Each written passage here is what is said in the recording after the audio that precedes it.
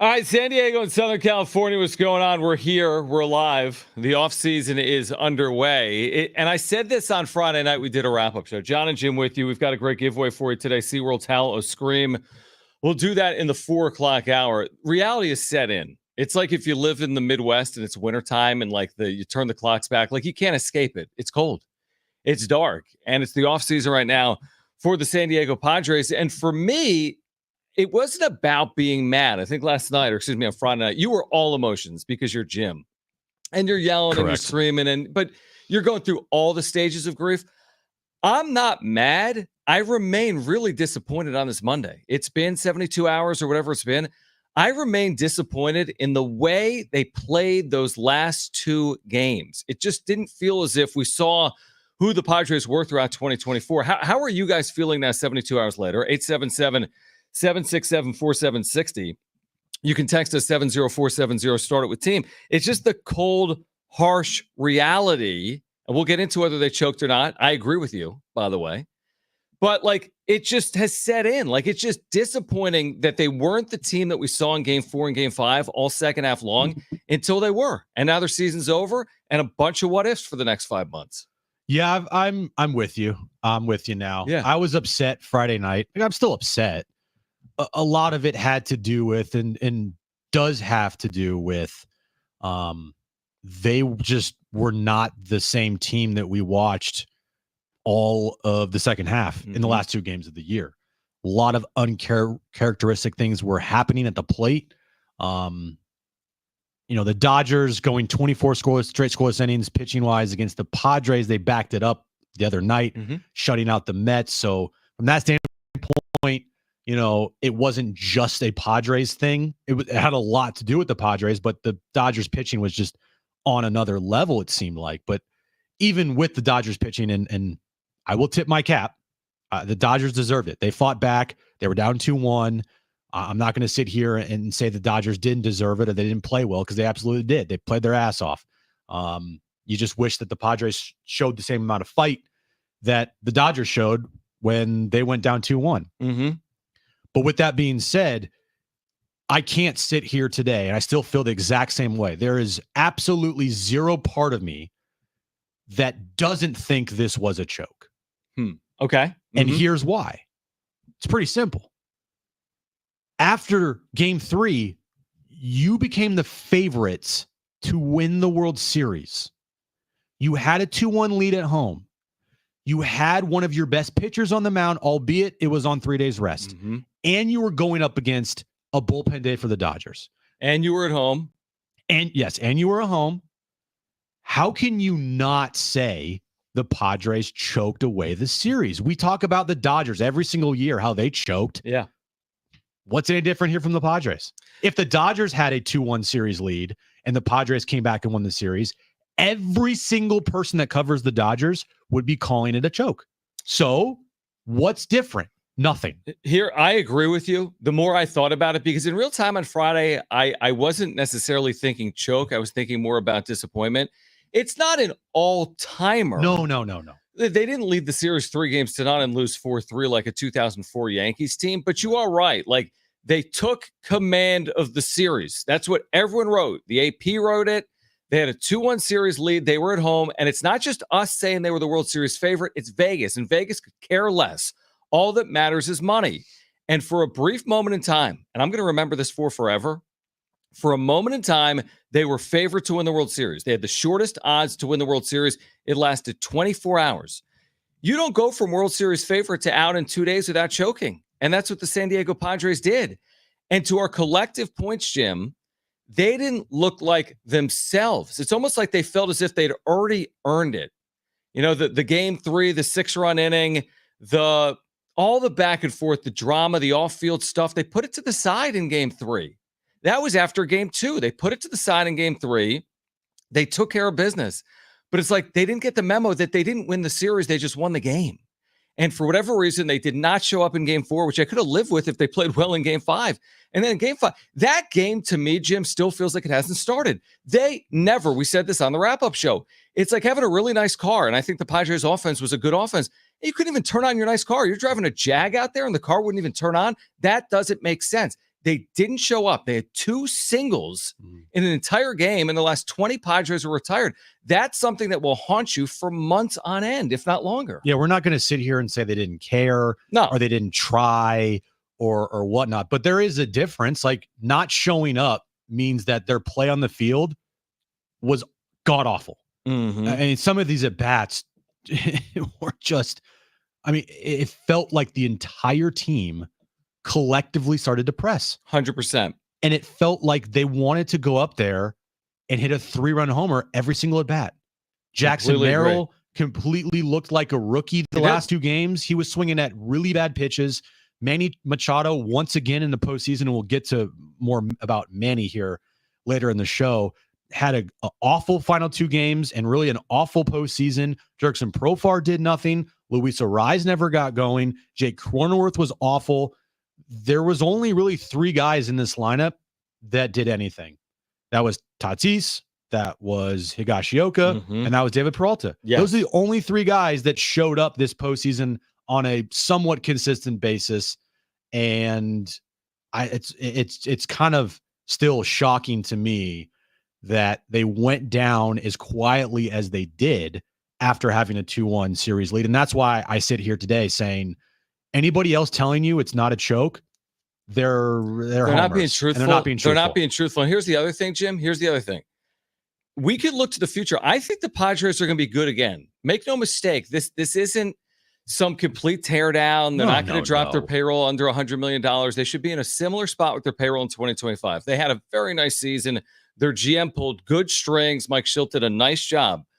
But you'd be kidding yourself if you think the Padres will ever have a better chance to win a World Series in the not so distant future than they had in that moment after Game 3 against the Dodgers this past week. Like, you had a postseason without any dominant team. There's no 110 win team. There's no unbelievable rotation. Now, shoot, the Padres had a good rotation until they lost Joe Musgrove. But it's like, I'm not saying it was silver platter, but it was there for the taking. If you think it's easier in 2025, let me make this point abundantly clear. It will not be easier in 2025. I think it'll be more challenging. Doesn't mean you can't do it. But I think in terms of paths, this path, we'll look back and say, this was a lot more gettable than what might be coming down the road when you look at what's going to go on around Major League Baseball. Just look at the Dodgers. And I don't know what's going to happen in this series. They might lose it. I hope they do, truthfully, because I'm going to be spiteful there. But if you think the Dodgers aren't going to once again position themselves in 2025 to be good, with Ohtani potentially pitching again, with Tyler Glass now getting healthier, with whatever they're going to do in free agency, like, you don't get this many opportunities like this to lead the Dodgers in a series, then waste that away and then think you're going to be better off on the other side. I just don't see it like that. And that's why this hurts so much. That's why this is so shocking. Yep. I think if the Padres, put them in the Tigers situation, right? Right, like lightning in a bottle type season. Lightning in a bottle, a bunch of no names, low payroll, kind of got on a heater and just didn't look back. And they lost in the division round. They still had a 2-1 series lead, which the Tigers did, by the way. Yeah. And they lost in the division round. I think the talking points and the mood around this team would be completely different. I feel like it would be more optimistic, more like, hey, that's something to build off of. Did the ending absolutely suck? Yeah, it did. Did they have a 2-1 lead? And could you say that they blew it? Yeah, you could. But I feel like if they were in the Tigers' shoes and they had the Tigers' resume, I agree with you. It wouldn't feel like it does now. And to everything you just said, this team was set up better, you could argue, than maybe any Padres team in franchise history. 98, that was a really good team, but they also had to get through the Braves, who were the team that everybody thought was going to get to the World Series. And then they had to go up against an all-time Yankees team. 84, they had one of the greatest comebacks in franchise history, down 2-0 to the Cubs. But then they faced an 84 Tigers team that was historically good, loaded. If the Padres got past the Dodgers here, you'd be facing the Mets team that got it snuck in the last day. Yankees are a really good team. Or you could have faced the Guardians, who are a really good team as well, but not viewed in a historical light like other teams that I just talked about.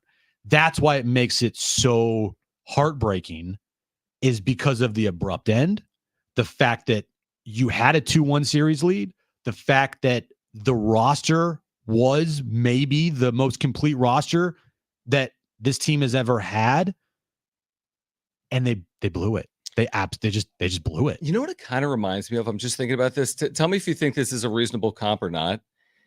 They led 2-1, so they hadn't done all the work, but it's like you're going to take out the higher seeded team in the NFL. Like imagine you're a 6 seed and you beat the 1 seed, or like you're a 5 seed and you beat the 2, and you win out of the divisional round. Now you're in the AFC or NFC championship, and you just did the hard work. You beat Kansas City in Kansas City, not very accurate recently, or you beat San Francisco when they're a 1 seed, but then you don't win a championship game. Like it felt like they were so close to doing the hard work. They would have had the easier work on the other side, arguably. To your point, it would have been the Mets with home field. Still not easy, but easier of the scenarios. What's a harder series heading into the series? Playing the Dodgers as the road team or playing the Mets as the home field advantage team? I think most people would tell you it's harder to beat the Dodgers as the road team than beat the Mets with home field advantage. And they had done a lot of the work to beat the Dodgers. Now they didn't complete it, but I just felt like, to your point, they were well positioned. They were very well positioned. And if honestly, it's crazy. They should have been the World Series favorite after Game 3. That's how well positioned they were. They should have been. And then you have to live with this on the other side that we'll never know what would have happened if they just would have played to their capabilities in either of the 2 games that they were shut out in on whenever, Game 4 and Game 5. And the taste that is left in the mouths of all these players, this franchise, and all the fans, us, everybody. Yeah. Is that you went out on a 24 inning scoreless streak, longest of your season, and you had a 2-1 series lead. And the longest postseason scoreless streak in 33 years. Oh, yeah. We haven't even mentioned that. Good. Since 1991. Jeez. It's the truest definition of a choke job. I don't know how else to put it. It's harsh to say, because whenever you hear the word choke in sports, I mean, it's a harsh thing. They're all relative. It's not the number one. And you agree. No, there's worse close. sports chokes. But how else could you say being at home with a 2-1 lead and not finishing off is not a choke or not disappointing?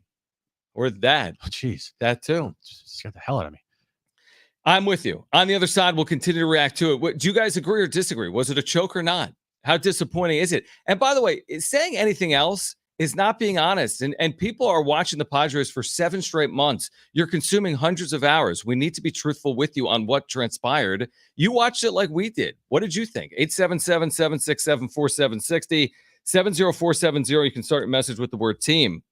Still ahead this hour as well. What are the Padres' top priorities for the offseason? Plus, we've got tickets to give away in the 4 o'clock hour to SeaWorld's Howl O Scream going on now through November 2nd. It's Jon and Jim. We're here until 6 p.m.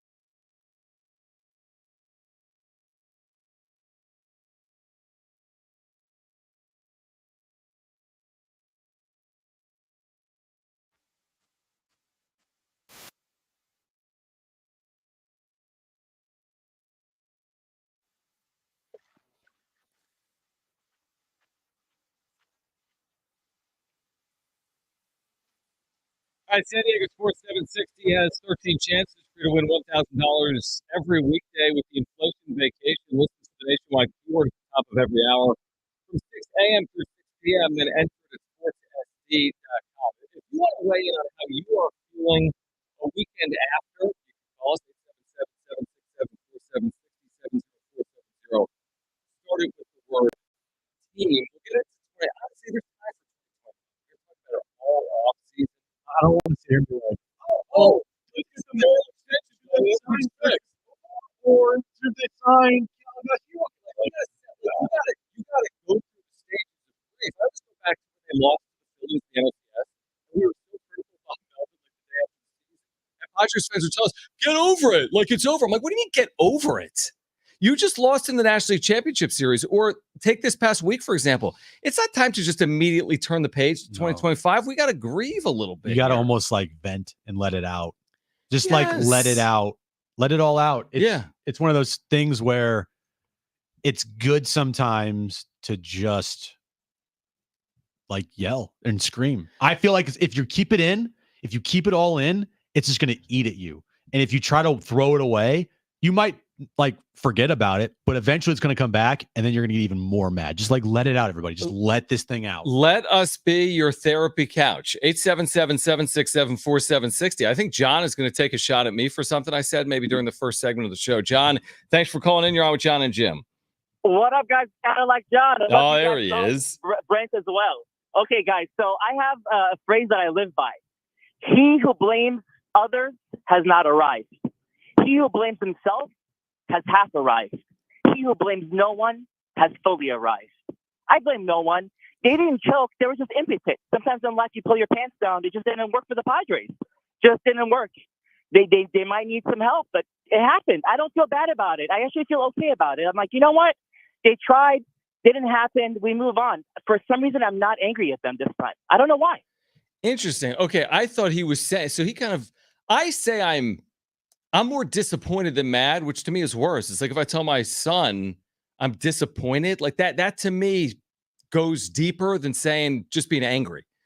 But John's saying it is what it is. Was there any is what it is in losing the series to the Dodgers? No. To me, no. I can't bring myself to that point because I've watched every single game that this team played all year long. Mm-hmm. Every single inning I've watched, and I know what this team is capable, what this team was capable of. Mm-hmm. And I know who they had on this roster. And I'm not going to sit here and say it is what it is. I just can't, because it's not what it just is. I mean, you had everything set up for you, up 2-1 at home, and you blew it. Like, if that just pisses me off, because it was there for the taking. It was right there.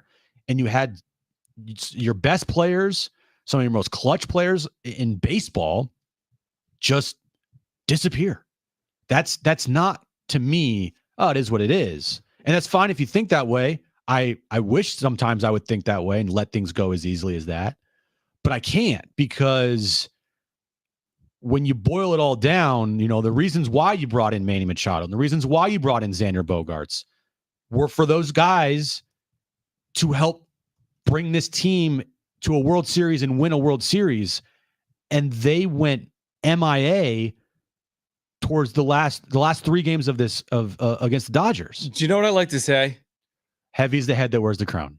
So, I'm sorry. Manny Machado has done a lot of great things, including a second half in 2024. He was great in the second half. But he's paid to produce in the biggest moments of your season. You didn't bring him here to hit in second halves.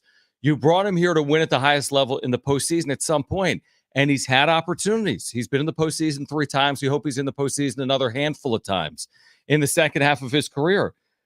But in his career, Jim, he's hit .215 in the postseason in general, not just with San Diego, but in his career, he's hit .215. He's got a sub 700 on base plus slugging in his career, 684. Yeah. He just hasn't come through. He's never been the guy in the postseason. He's never had a Bryce Harper postseason.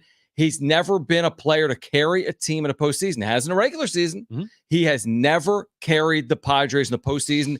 At some point, he's going to need to. Yeah. Yeah, and you thought that this was the moment. We talked a lot on Friday about this is Manny Machado's time, and it just didn't happen. It just didn't happen. I mean, his at-bats were awful. His last at-bat of the season swung at 2 pitches outside the zone by 4 feet. Am I saying that's an easy pitcher to face? Did he face Trinan, I want to say? Yeah, I think so. I don't know if he did. 7th inning? I'm not sure who it was. It doesn't matter who it was. Whoever it was, like, yeah, is that a tough at bat? Absolutely. Am I saying to Manny, just take the ball the other way? Like, no, I get it. It was the only batter Vesia faced. Okay. And Vesey lefty on righty. Wow. All right. He was not good. It's kind of now more than just a couple games to go off of. It's what Manny is he's not a postseason player yet. There's still time, but as of right now, we're also looking at our watch like, like time's going to run out at some. You're not getting younger. Yeah, as of right now, it hasn't come through. He just hasn't come through, and it sucks because Manny had a great season. He had a great second half. The moment in the Phillies game, the final game of that 6-game road trip, where he went on this rant to Kevin, and he backed it up with his play. It just didn't happen for him in this series. And I mean, there's so many little things that happened where the team kind of looks a little foolish now after what happened after game 2. You know, after game 2, we'll get to Dave Roberts later in the show as well. And then you come back and you have the 2-1 series lead, and you have a chance to take out the Dodgers once again at home. Everything's lined up for you. You're going up against their bullpen, and you just kind of laid down and didn't put up much of a fight. And by the way, no matter what you think about Dave Roberts, like you said, we'll get to it later in the show. Guess what? His team moved on. Would I take Mike Schilt doing the opposite to have the Padres move on? Guess what? I would. There's someone in our chat, Leah, says, I knew it. Emotional roller coasters, Jon and Jim. Now you're whining. The Padres exceeded expectations, and only one team can win the World Series. Find some joy. Effing pissed at all you whiners. They didn't choke. They overachieved. Enjoy it for Christ's sake. We'll react to that on the other side. Plus, we'll look ahead for a first time to 2025 during today's show from now until 6 p.m. Plus, we have a 4-pack of tickets to Howl O Scream to give away. This is Jon and Jim.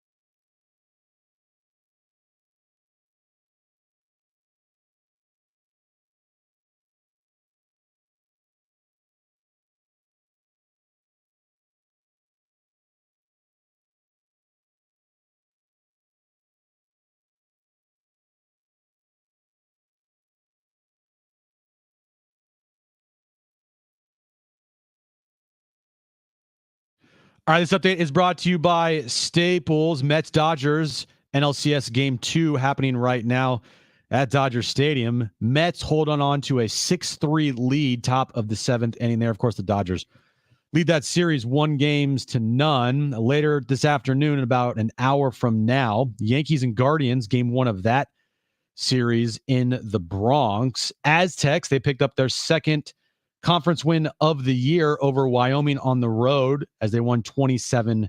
They have a bye week this week before they host Washington State next weekend. This update was brought to you by Staples.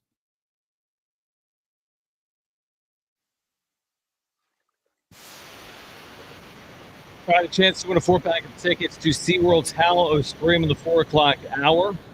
Jon and Jim with you. We're here to help you cope, but we have to be realistic as well. You read that message on our YouTube channel. You can find us on YouTube, Jon and Jim 760. And it was from Leah, and we appreciate Leah hanging out. And I would just say I respectfully disagree. Yes. To read it again, I knew it. Emotional roller coasters, Jon and Jim. Now you're whining. The Pods exceeded expectations. Only one team wins the World Series. Find some joy. I mean, this is a show for realists. We have to be honest. I mean, if that's honestly how you feel about it, you watch 200 games. You spend hundreds of hours, thousands of hours on this team. They take a 2-1 series lead against the Dodgers. You're at home, and everything from there is gravy. Give me a break. Yeah, at that point, you got to finish off the job, and they failed to do it. And if you're not disappointed, you're not truly vested like you should be. If you told me at the beginning of the year before they traded for Dylan Cease and Luis Ariz you're right. and Tanner Scott and Jason Adam and had really good seasons from Donovan Solano and David Peralta and Jerkson Profar and all those things, right? Jackson Merrill's rookie of the year, all that stuff. And you told me, they lost in the division round against the Dodgers. I'd be like, okay, what? Okay. But you still want to know about the manner in which they lost if they had a 2-1 lead. But my point is, from the person on Leah on our YouTube chat, you know what happens in sports? Things change. You know what happens with expectations? Expectations change. Opinions change all the time. If I had the same opinion on one thing forever and ever, that would be a problem. Like if I couldn't evolve, right? Like if Colin Cowherd's going to continuously knock Brock Purdy without ever evolving, you sound like a moron. Like if I'm not going to evolve here and change my opinion on what I'm watching, then what's the point of sports talk radio? What's the point of that? And the opinions on this Padres team and expectations changed with what happened in the second half, the trades they made, the roster they had, the performance they had from these players. It did not just stay the same all year long, which was just make the postseason and whatever happens. Like, no, the expectations going into the postseason was World Series. And when you had a 2-1 lead over the Dodgers at home, Game 4, Dylan Cease on the mound against their bullpen, and you proceed to go 2 straight games without scoring a run and look completely lifeless at the plate, that's a choke job. That's not being negative. That's being realists. 877-767-4760. People want to weigh in. We want to hear from you. 877-767-4760. Leah has followed up, and I enjoy the back and forth, truthfully. But Leah says 2 games that were disappointing, Jim. They played 169 games, guys. So the Aztecs choked against UConn in 2023. You are completely missing the point. When the Padres lost to the Yankees in 1998, they lost to a historically good team. When the Aztecs lost in the national championship game to UConn, they lost to a historically good team. They didn't have a 4-point lead with 90 seconds left in the 2023 national championship game. That's the equivalent here. The Padres led the series 2-1 and were at home with Dylan Cease and Yu Darvish, and they lost the series. You can't confuse the two. The 98 World Series, you got beat in it. But if you led the 98 series 3-1 and led Game 7 3-2 in the 8th, then you choked it away. That didn't happen in 98. It didn't happen with the 2023 Aztecs, but it did happen with the 2024 Padres. They're different. And thanks for watching, Leah, but we are going to strongly disagree on this one. I just think over the course of the season, expectations changed. And when you lose the way you did to the Dodgers, putting up no fight, not showing up, they tried. I'm not saying they didn't, but just completely turning into something they weren't. And that's one of the most frustrating things is Jackson Merrill looked all off It did. Manny Machado went into a shell at the plate. I mean, Xander Bogaerts was who he was, and it wasn't good. I mean, it's not like he had a great season and all of a sudden he just hit 167. He had a bad year. He had a bad year and he had an awful postseason. Jake Cronenworth was awful. He had an awful end of the season and he had a really bad postseason. There's only one guy that you, as far as in this lineup goes, you can't put any blame on, and that's Fernando Tatis Jr. 100%. Even though Tatis, and we're being fair here, double play, had a really bad game 4 and 5 offensively. Can't blame him. And I'm with you. Like, what's fair is fair, and of course he could have been better. But considering what he had meant to you over that brief period of time, those 6 or 7 games, I have to look elsewhere before I'm looking to Fernando Tatis Jr. He cannot be a superhero. No, and he was very good for a good bulk of those 7 games. He did need help, and he didn't get help. Let's go to the phones. 877-767-4760. I wonder what Dave's going to say. Yeah, we'd love to hear from Padres fans today, but we know you're feeling something. So what are you feeling? 877-767-4760. Let's go to Dave on line 6. Dave, welcome back to Jon and Jim. Yeah, boys, points well taken. Leah is like a lot of folks out there that enjoy the cheerleading part to it, and that's okay. There's a lot of others that are a little bit more in depth and get into the psychoanalytical part of all of this, and that's okay too. There's plenty of room in the Padre family for everybody. So I wanted to just say that right off the bat. Look, as far as the Padres go, there were trend lines that were happening with this team starting in mid-September, right on through the playoffs. A lot of folks missed and didn't want to look at or forgot to look at. And Dylan Cease was not finishing well, did not show up in the playoffs. You can say the same thing about Profar. You can say the same thing about especially Jake Cronenworth. That was just abysmal performance there. You can pick on Manny, absolutely. I mean, the statistical analysis that I've got, whatever website of stats you want to look at, I've got him anywhere from 221 to 250 on playoff averages.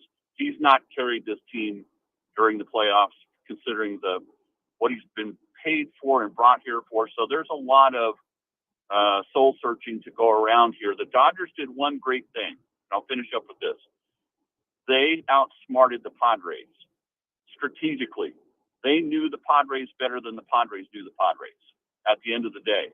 They did a great job in their strategy. Their pitchers absolutely came through and were masterful towards their objectives.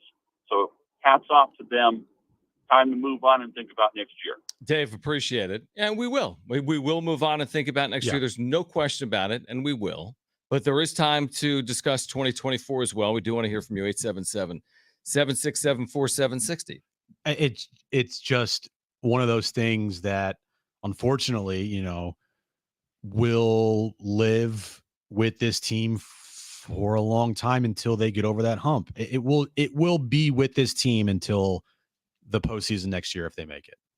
Like I think it's there. I think it's staring at you right when you're in the postseason, knowing that, especially if it's a team like LA. But even if you take a lead in the series, like, well, are they going to finish it off? Yeah, and can we get over the hump? And today's point, I'm not going to sit here and not give any credit to the Dodgers. No, they're a good team. I think Dave Roberts, for all of his problems in the postseason, actually outmanaged Mike Shildt in that series by a good amount, in my opinion. Game 1, game 4 and 5, look, it's all, the players have to make you look good, but the things that Mike Shildt was doing was also uncharacteristic of himself that we saw in the regular season as well. I agree.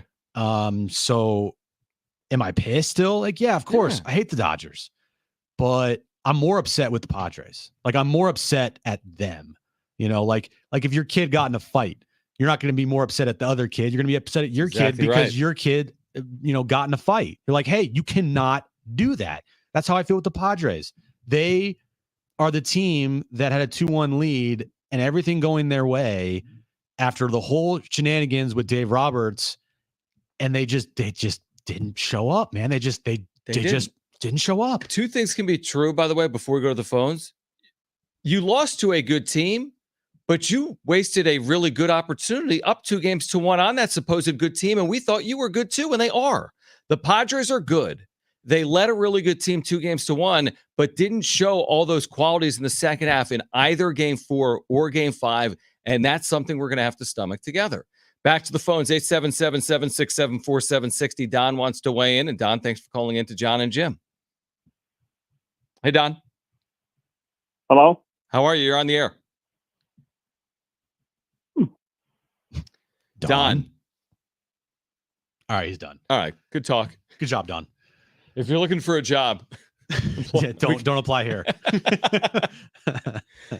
I agree with Don. I agree with him too. A good call. Yeah, it was good. It's one of our best calls we've ever had. Yeah, it's just a brutal ending. It's a brutal ending because everything was in front of you. And I'm looking at it from a lens of you are going to not only have to live with this the entire offseason, but unfortunately, if you dish it out, you better be able to take it back. And Dodger fans, we've seen what's happened the last couple of days on social media, on our videos, in our chats, on YouTube, on Twitter, X. Like, it's one of those, like, you gotta just, unfortunately, you have to take it.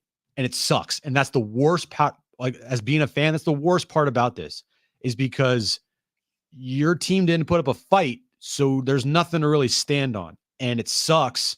But for the next 4 months until February 15th, whenever they report. Is that when they report? I think so.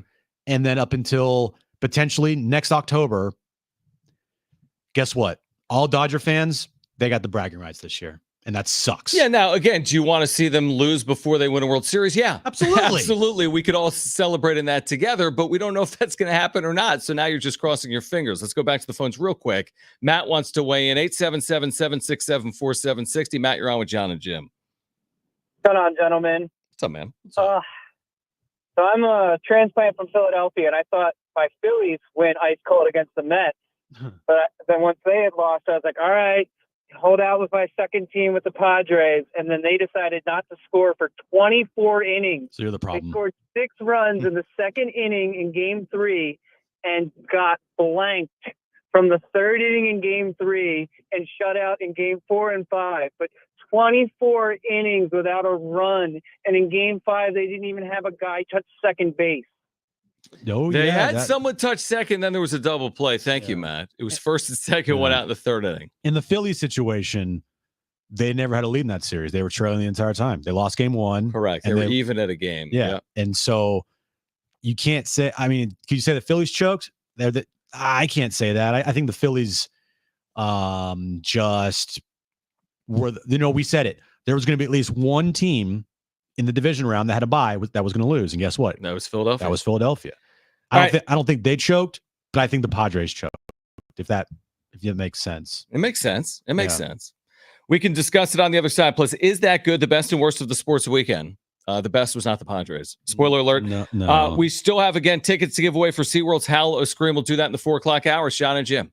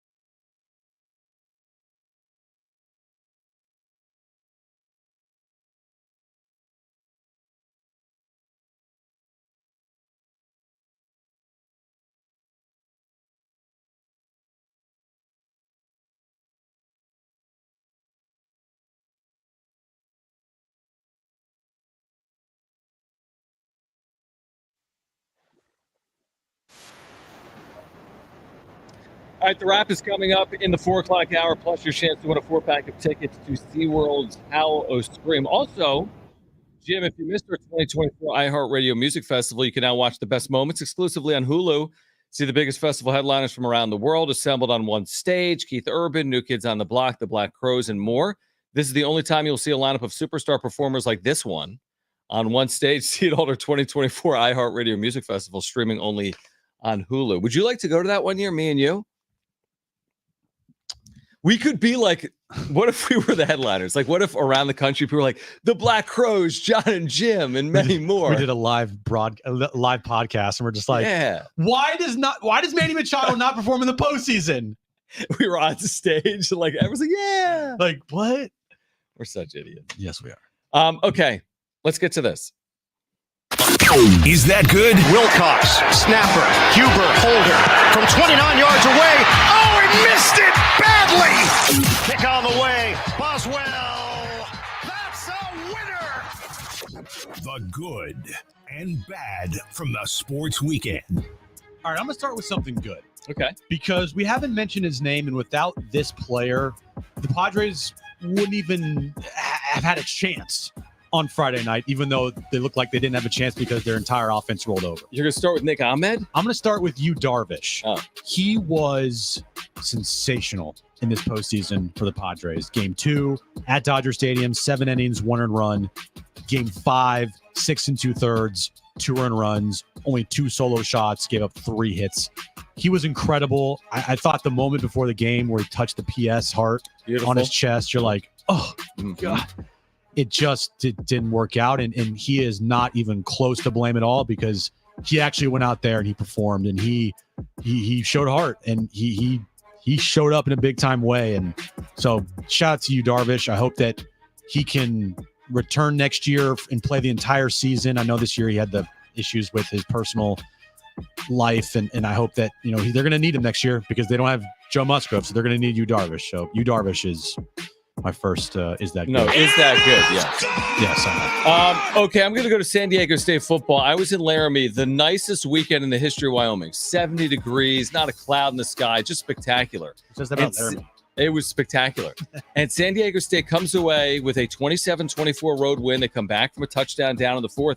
And Danny O'Neal today, coming off a career-high 254 passing yards, was named Mountain West Freshman of the Week for a second consecutive week. So San Diego State's quarterback turning it on. The Aztecs are 3-3. Is that good? It is good! Played a great game. He did. He's been playing great football. We'll talk more about that later. Xander Bogaerts, John. In the postseason, he hit 167 with 1 home run, 4 RBIs. I think he had 2 errors mixed in there as well. Brent, is that good? No, it's not good. Are you kidding me? If Manny Machado wasn't on this team, we'd be talking a lot more about Xander Bogaerts and how awful his season was. He had really good stretches and good moments, but it just ended with a giant thud for Xander. I'm going to go to the NFL here. Jerry Jones bought the Cowboys in 1989, and in all those years... Are we going back to 1989? In all those years, he never suffered a home loss worse than yesterday. 47-9. He was also celebrating his 82nd birthday. Detroit had 500 yards in Dallas in the NFL and won by 38 points. So I guess... Is it good for the Cowboys? I would say probably not. No, it's not good. Are you kidding me? What on earth has now? They've always at least been good in regular seasons. They're never an embarrassment like this. This is embarrassing. The Lions were running plays for their offensive linemen. Right, I know. Because they were bored. What else you have? Also, shout out to Aiden Hutchinson. That was an awful injury. I haven't watched it. Never will. Awful injury. Finally, we've been talking about him. Manny Machado. He hit 179 this postseason, 1 home run, 4 RBIs, and went 0 for 7 in the final 2 games against the Dodgers. Brent, is that good? No, it's not good. Are you kidding me? That they needed a spark that they never got, and they needed Manny to step up, and he just at the plate he didn't. He just was MIA. He was MIA completely. All right, I'm going to give a shout out to Aztec Link. If you want to see the nation's leading sack leader and Trey White back, go to azteclink.com. Yeah. I mean, it's kind of It's not as simple as that. And he's a San Diego and he's out of Eastlake. He's incredible. He has 11 sacks in 6 games. He was a linebacker, moved to defensive end. He's got 11 sacks in 6 games. He had 2 more this week, and he gets all the attention in the world. He's had 10.5 sacks in his last 4 games. Support these collectives. Aztec Link, Mesa Foundation. Trey White leads the nation with 11 sacks. Is that good? I'll answer for you, yes. It's really good. 11 sacks? A lot. It is good! Aztecs are quietly playing some good football. They're playing well. They have some really good players. And if they can keep some of the score together, we know it's a new world. You're not keeping everyone. It doesn't happen anywhere, really. The Ohio States, they go to the NFL. And then a group of 5, sometimes you're moving on for Power 5, and the collectives matter. But if you can keep the Danny O'Neills, the Trey Whites, these are young players. O'Neill's a freshman, White's a sophomore. You keep some of these players around, you got a chance to build off what's going on right now. They're not perfect by any stretch. No. They still make mistakes that have cost them, but these last 2 wins have been really, really good wins for this team. And then it makes that Central Michigan loss even feel worse because they could have been 4-2 right now. True, but if you think you're right, but the games they've won were kind of 50-50, came back in Hawaii, came back on Wyoming. Yeah, so you won those games, but you lost one that you could have won. Yeah. Kind of evens out. Yeah. But I'm with you. I mean, don't get me wrong. I wish they had that one too. At 4-2, you're sniffing that bowl game. Oh my gosh. At 3-3, you got work and you have a tough schedule like Washington State, Boise State, UNLV. Still looming. But if they could get to 6 wins this year 1 under Sean Lewis, they've really put together a nice little stretch here over the last couple of weeks. All right, on the other side, we'll get to the wrap. And in the 4 o'clock hour, we will give away a 4-pack of tickets to SeaWorld's Howl O Scream now through November 2nd. Hour 2 of Jon and Jim. It'll come your way next.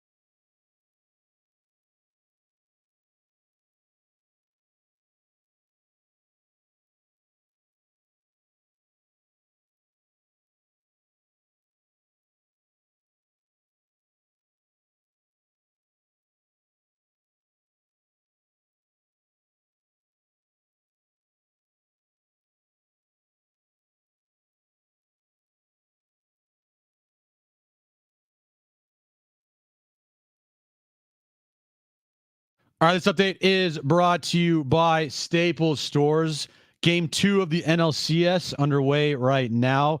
Mets still holding a 6-3 lead over the Dodgers. Dodgers have a 1-0 series lead there. We're in the bottom of the 8th inning. And Yankees and Guardians, ALCS game number 1, first pitch in about 40 minutes from now from Yankee Stadium. Aztecs picked up their second conference win of the year over Wyoming, 27-24 on Saturday afternoon. They have a bye week this week before they take on and host Washington State next Saturday. And this update's been brought to you by Staples.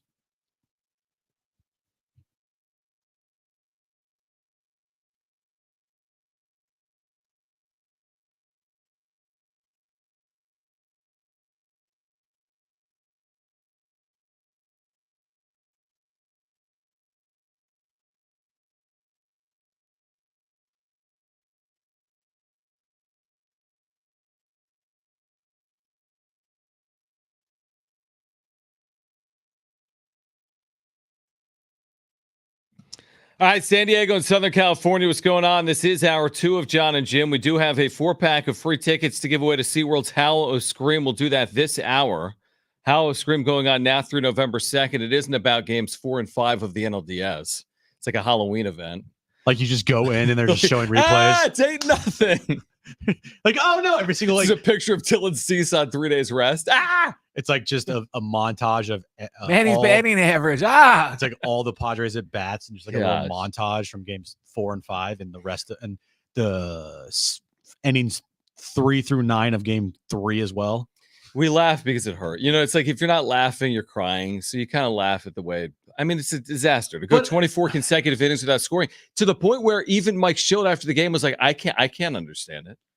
He's like, yeah, what did he say? Like, I agree. It was like unbelievable. I mean, he used a word he would never use about it. Then why didn't someone do Score? something? No, I'm not.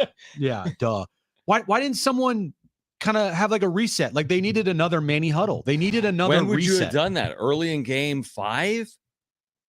Like when you're down 1-0 after like a couple innings, like, yo, guys, we're in this thing. Well, look, Mike Schilt made the horrible decision of letting Dylan Cease face Ohtani for a second time with runners on in game 4. Yeah, it was like a 1-0 game. And then he brings in Brian Hoeing, who gives up a 2-run home run. And then the floodgates are open. You're putting in Wandy Peralta because who cares anymore? The game's over, yeah. Game's over. And you have no life. Mm-hmm. And you start out and Yu Darvish is pitching great. What inning did Kike hit that home run in? 3rd inning? No, that was in the 2nd inning. 2nd inning? In my head. I mean, that's how I recall it. I'm pretty sure. Look it up. I'm pretty sure Kike Hernandez in the 2nd inning. 2nd inning, yeah. Yeah, hit that home run. But then you're 1-0 for a while. And you have to keep it 1-0. And they did for 5+ innings at least. But it wouldn't have mattered because they didn't score a run. They had 2 freaking hits. But you can't, and we were talking about just during the break. We're watching Freddie Freeman right now on one leg. A broken leg. No one's going to lay down a bunt to Freddie Freeman to make a move. I mean, there's a couple plays that he said he couldn't even make in the infield, and one of them was going to his right. You can't lay down a drag to Freddie Freeman and make him go to his right and have him make a tough play. I mean, to your point, they couldn't do anything. They couldn't do anything, and I'm not going to sit here and chalk it up to the Dodgers made every single perfect pitch imaginable. They left some stuff over the hard out plate. The Padres either didn't swing at it or the saying it's just baseball. I agree with that. Like sometimes you hit hard outs, but every single player on that team. I mean, look at it this way. It's not like the Dodgers played the perfect game in game 5. They had 4 hits. They had 4 hits in game 5. Now they hit the long ball and the Padres didn't hit anything. They had 2 bigger hits than the Padres had, but it's not like it wasn't there for the taking game 5. If you would have played like you were capable of playing in game 5, you made Yamamoto look like Yamamoto in Japan. Yeah. They had faced him 3 times this year. He was completely ineffective. How this dude's going 5 shutout innings against you. Again, for me, there's a lot to dissect if you're the Padres organization based on games 4 and 5. You have to learn from it a little bit like you had to learn from the 2022 NLCS. Like you ran out of starting pitching. You made boneheaded pitching decisions in games 4 and 5 of the NLCS. I think they probably learned for it and were better for it in 2024. But what do you take away from what happened the last 2 games of the NLDS here in 2024? Like, You better learn something from that, or you're going to be right back in that situation. And nobody knows better in recent memory than Padres fans and us and that team. You can't just say, let's run it back. Mm-hmm. You can't just say, oh, we made the NLCS last year. We're going to easily make a World Series run this year. Oh, we just made the postseason, won 93 games this year. We were a win away from another trip to the NLCS. We'll be back next year. It's not that easy. It's not that, especially in baseball. Dude. Kevin wrote about it. We can talk about it. Sports Business Journal followed up on it. I mean, Sports Business Journal reported that the Padres could lower their payroll based on Kevin's reporting. We'll see on that. But easily, Jim, because easily half the roster could turn over. Now you have a core group. You do. The Machados, the Tatises, the Bogarts, the Darvish, Musgrove. I get it, but he's here. You have a core group moving forward. But the core group, Merrill and Tatis are your young, entering prime players. Some of these other guys are not necessarily entering any prime years. If anything, you're trying to hold on to prime years. Machado, obviously Bogarts, Darvish. We'll see Musgrove on the other side of Tommy John. You're trying to hold on a little bit. And I would feel more confident if this was a team that made the postseason. Like the Braves, they've made the postseason how many straight years in a row? 7. The Dodgers, how many postseasons in a row? Like 12. It's a big number. Yeah. The Padres have gone over the last 5 seasons.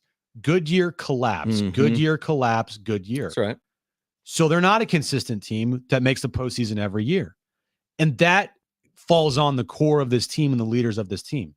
A big hit to this team next year is they're not going to have Joe around, like, at all. He might be there for some games, but he's not going to be traveling with the team. He won't travel with him. He's not going to be in that clubhouse. He's got a rehab. He's not going to be on the field to help this team win. That's a huge loss from a leadership standpoint. Massive. And while Manny had a really good second half and a really good overall year for his standards, the back of his baseball card, his numbers lined up. Mm-hmm. Can you replicate what you did this past season? I don't know. It's much easier said than done. You can't just walk in next year and expect to all of a sudden win 93 games again because of the different pieces and all that. You kind of hit lightning in a bottle from a standpoint of your guy that you picked up for $1 million became an all-star. Your 2 guys you picked up off the scrap heap were like big pieces of your team. Mm-hmm. The trade deadline acquisition. The Juan Soto trade worked out with King and Higgy. Yeah, Higgy hit 17 home runs for you. Yep. Michael King may have been your best overall pitcher. Yeah, dude. I trust this team, but I also don't trust this team because they have been so inconsistent the last 5 seasons with clubhouse issues and then a great year and then underperforming and a really good season. Like, this year was not, in my mind, chalked up to what a special year. It was a really good season. 93 wins. That's a really good year. They squandered it and they choked and they missed opportunities and they missed out on having it being called a special season. They went to the World Series, special year. If they lost the World Series, would we all be pissed off? Of course we would. But you can quantify that as a special year. Losing in the division round after having a 2-1 series lead, I can't say that. Here's the other thing that nobody ever wants to talk about, but like you have to at least acknowledge that as players age, it's harder to replicate seasons. It's as simple as that. And when you have a player like Xander Bogaerts or Manny Machado under control through like their early 40s, you have to recognize that there's a point that is hit where you don't get back to the age 27 season. Now, we haven't gotten there with Manny Machado, to his credit. He's now 32 years of age, and he does put up numbers that look like his numbers in his late 20s. But there's going to be a time when it's going to be hard for Manny Machado to, quote unquote, get his. And if you look at something like Fangraphs, they're projecting steep drop-offs already. Yeah. They're already projecting the drop-off. So you're going to have to make up for that. How? Tatis is going to need to have a career year, and Jackson Merrill's going to. The point is they were already there. Now you got to spend a whole nother year trying to get back to where you just were. Everything you're going to do over the next year is to try to get back to where you were. Everything. That's the whole goal. Get me right back to game 4, the 2-1 lead on someone with a chance to get to the NLCS. And I can see it now. Season starts. Where does the season start next year? George San Francisco at It's home? always against. It has to Always be against against the San Francisco. Giants. It's like a rule. Yeah, like you have to face the Giants on opening I weekend. actually now am fascinated by this 2025 regular Like, season. who do they schedule open soon. with? Has to be the Giants. It's got to be a division opponent. Has to be the Giants at home, right? Giants, There's a rule. D-backs. They will open as it was meant to be. It looks like against the Guardians at home. Seriously? I don't know. No, it's it's actually, I think, opening day is Atlanta? March 27th against the Atlanta Braves in a rematch of the 2024 Wild Card Series. Okay. March 27th? I can already see it now. Say that game, they trail 1-0 heading into the 6th inning. The tweets will be firing off. Padres haven't scored a run in 30 5 months. Yeah. When they face the Dodgers. If they go scoreless in the first 4 or 5 innings. The Padres haven't scored a run off the Dodgers in 30 innings. You're right. Or whatever the number is. The one thing we won't have to do next March that we did this March is stay up till 4 a.m. watching the team in Korea. Oh my gosh. Because they're not going there. That was a lot, dude. But no, you're right. I mean, my point is you spend the whole offseason trying to find a way to be as good as 2024. Because you're not really trying to be like, you know what, we won 93 games. Let's go win 103 and win the division. That's not what I'm really thinking about. I'm thinking about put together a similar year, get yourself in a spot where you can play well in the second half and win in the postseason. That's where you want to be. Because the main contributors to this team, Jurickson Profar might not be here. Okay. He said he wants to. Everybody wants Jurickson back. I want Jurickson back. He but said he wants it. I want him back at the right price. I don't want to pay him $40 million for 2 seasons. That's a little bit of a problem there. Can Jackson Merrill replicate and get better? Can Fernando Tatis Jr. stay healthy? You know, Donovan Solano picked up the slack in a huge way against when Bogarts went down. I mean, Bogarts was awful this year, albeit besides the stretch when he came back and he hit like 400 for like 3 weeks. Can Manny put together a full season? That's good. I said Tatis can stay healthy. You're going to be missing Joe. Can Michael King replicate this season? There's a lot of things that you need to go right. And some of these guys won't be here potentially. Like Kyle Gashioka became this team's everyday catcher. He had 17 home runs. He was fantastic in the regular season. Is he going to be here next year? And if he is, can he replicate that season? If Jurickson Profar is back, can he replicate this season? Because without Jurickson Profar, they're not winning 93 games. And there's also you have to squeeze it all in to your payroll. So Jurickson Profar can be back, but at what expense? Literally, because he made $1 million this year. And if you give him his 9 or 10, which seems fair and reasonable, that's at the expense of another 9, 10. Luis Ariz, they paid him the league minimum this year. Why? The Marlins paid him the rest. Yeah. He's going to be owed a bump from $10 to $15 million roughly. That you're taking Ariz an extra 15, Profar an extra 10. We've talked about this before. It's only going up. And the squeeze happens quick. And then what does that force the GM to do? Make tough decisions. Yeah. What are we doing with the futures of someone like Luis Ariz or Dylan Cease or whomever? So they're going to have question marks like they did heading into the 2024 offseason. They'll have it again heading into the 2025 offseason.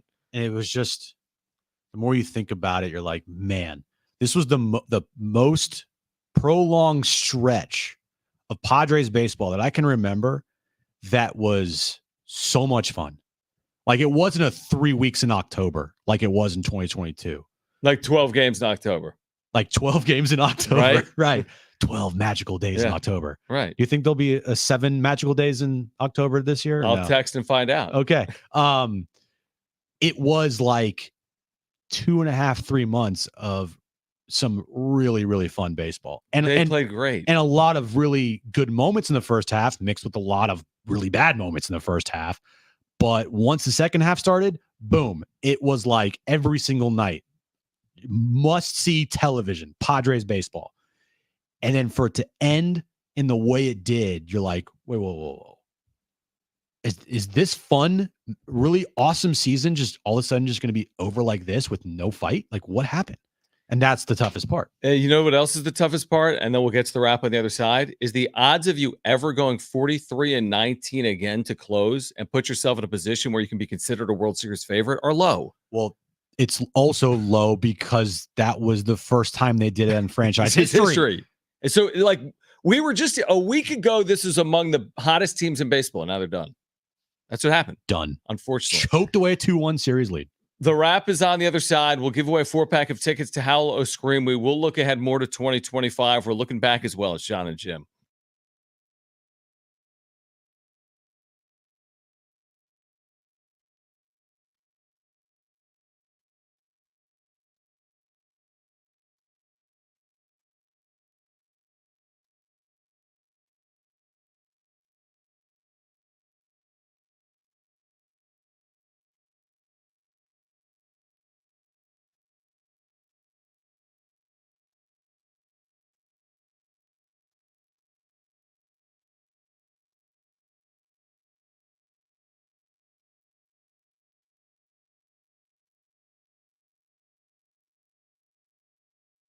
All right, hey guys, it is Jon and Jim, and we've been telling you about our friends over at Hamu Casino. It's an amazing time to get out there all October long, postseason baseball action, of course, the NFL, and on Monday nights like tonight, great chances to win big as well. Yeah, you can earn entries all month long by playing and getting 2-time entries on Tuesdays with at least $500 in cash for all winners and a chance to win up to $25,000 in cash. Jon, this is a promotion that you're not going to want to miss. The promotions are terrific. In addition to that, you're going to love all the food options. Tony Gwynn Sports Pub is terrific. We were just there a few weeks ago, and they've got all the TVs for the football and the baseball. And then they have the endless dining going on 5 nights a week, like on Saturdays when they have their Saturday surf and turf buffet. They've gone over the top. You got to see it. They've got the succulent steaks, delectable seafood, and more. Yeah, they also have a new restaurant, Emerald. It's Chinese cuisine.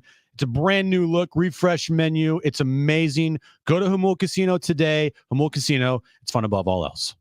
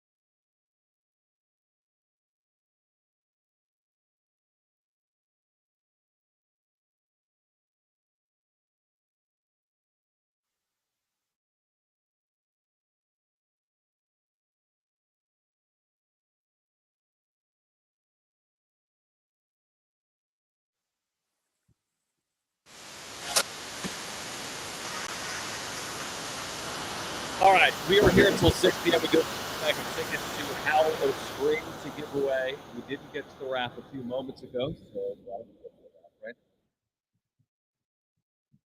For the wrap, presented by Sombrero Mexican Food. Check out their website at sombreromex.com. So did the Padres choke, or were the Dodgers just better? Look, the Dodgers earned it. They played really good, and they fought back down 2-1. I'm not going to discredit the Dodgers winning there, but at the same time, if the roles were reversed, we'd be saying the exact same thing about the Dodgers. Dodgers choked that away. Can't believe they choked at a 2-1 series lead at home with Jack Flaherty on the mound, and they couldn't get it done. So if we were going to say it about the Dodgers, then you have to say it about the Padres.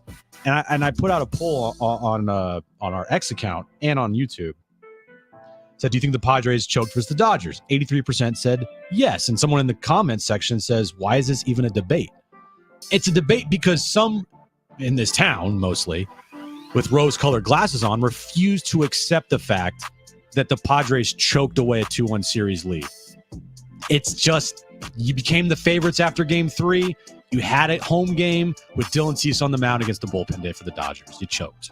I don't know what point, here, I'll give you an example to this point. Talking Friars, our buddy Ben Fadden put this out from Jeff Passan. Said the Padres weren't beaten by a better team, they just blew it. Was that like a hot take from Passan? Like an article I hot take? don't know, maybe, but then I didn't read it. But then Fadden was kind of saying, speak it into existence, but what are we really saying here? That, does that make it better that the Padres blew it? It's not better to me. No. And here's the thing. I don't know if they were beaten by a better team or not, but here's what I do know. They were beaten. Yeah. So it's over. It doesn't matter the circumstances as to which you're beat. You got beat, whether the team's better than you, worse than you, they got a lucky bounce or they didn't. You got beat. So the only way to look at it is how did you get beat? You got beat with a series lead. And if, say, Game 4 was a 6-5 Dodger win, and if Game 5 was a 3-2 Dodger win, it still would have hurt the same, and we probably would have said choke job today. But it's different how it played out. Do you agree with that? Because of how the Padres just looked completely lifeless the last two games, and it appeared when watching like they had no fight. It feels different, right? I think so. It's harder because you can't comp it to. It's harder to comp to the other I understand. sports. Losing's losing, but it's hard to comp to the other sports. I guess in the NBA, I feel like teams with series leads win series. It just happens.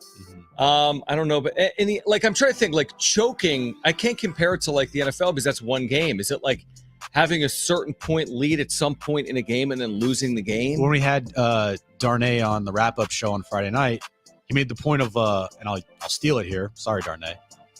When the Rockets, Game 7 against the Warriors, went 27 straight threes without hitting one. Right. And they had a 3-2 series lead there. And they had Game 7 at home. Right. But this wasn't that exaggerated. You know what I mean? They didn't go 0 for 27 from 3. They had two hits. But they went 24 straight scoreless innings. That kind of was this exaggerated. It's a choke. That bad. We hate to say it, but it was a choke. Next question. Should the Aztec basketball team been ranked in the first preseason AP poll? Is this a question for me? Technically, I it's for knew both of Jim. you. I tweeted something about Ken Pom last night, Brent, because the Ken Pom is out for 2025. Don't worry. I know. Look at the 5:30. Yeah, we give you a segment during today's show to talk about KenPom or whatever. That starts one at of the short 6:01. segments. Yeah. Just at 5:15, you can go on KenPom rant. Right. Whatever. I think that it's fine. They had two people vote. John Wilner is one of them that had him in the top 25, right? Yeah, it was it. He was the only one. He voted them 24th. That's their two votes. Okay, so it's a brand new team. They have one returning starter, two returning players in Miles Bird and Reese Waters that are big pieces. Yeah, Miles Heide last year played behind Jaden Ledee, DJ Davis. Yeah, but as far as impact guys go, they have two impact guys returning. They have a bunch of new faces on this team. Nick Boyd, what are we going to see from Magoon Guath? Their transfers, I'm not surprised. I don't think you should be upset they're not ranked at 25. Again, the preseason AP poll rankings mean nothing in college basketball. Yeah, I'm not surprised. I mean, I don't know what's going to happen this year. And of course, they have questions that they'll need to answer. And they had a lot of change between last year and this. But remember that I think the year they went 30-2, and I'm not comparing them to the year they went 30-2, but that year they weren't ranked.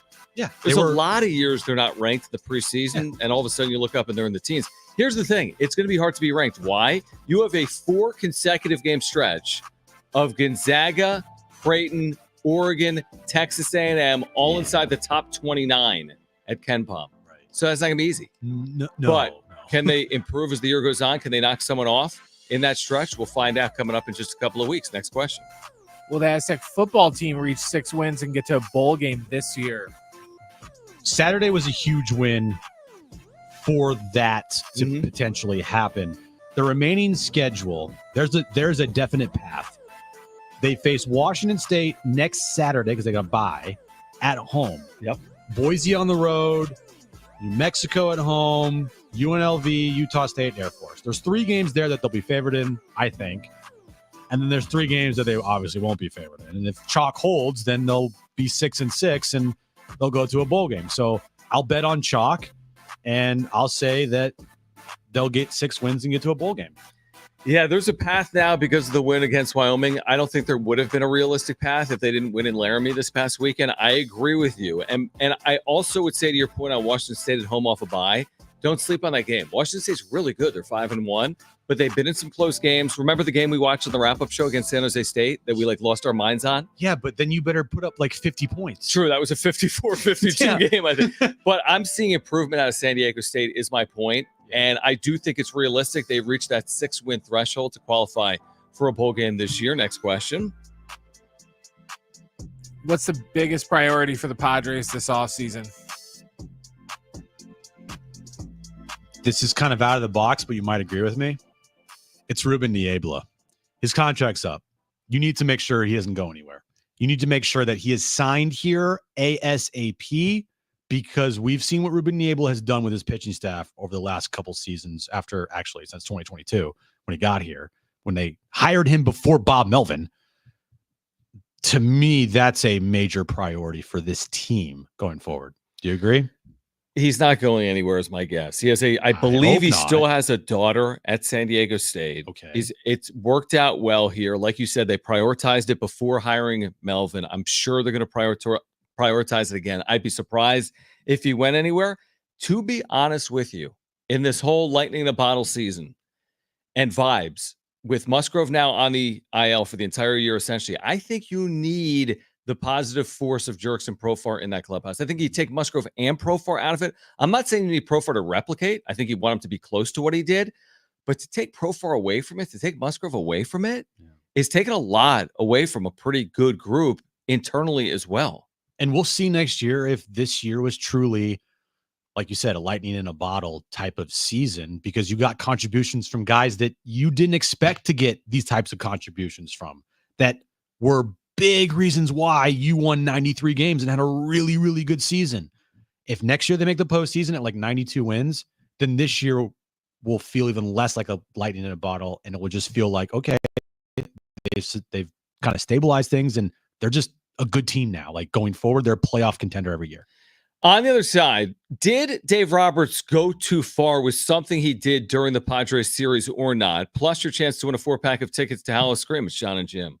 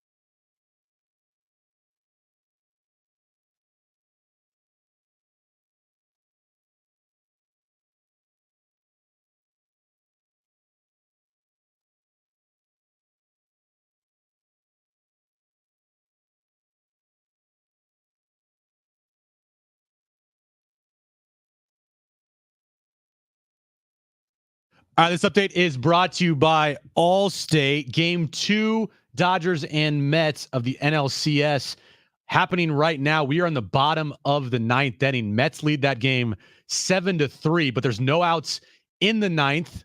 Sorry, now there's one out because Mookie struck out. 2 on, 1 out. Dodgers trail by 4 runs to the Mets. They also lead that series 1-0. Moments away from first pitch in New York between the Yankees and the Guardians.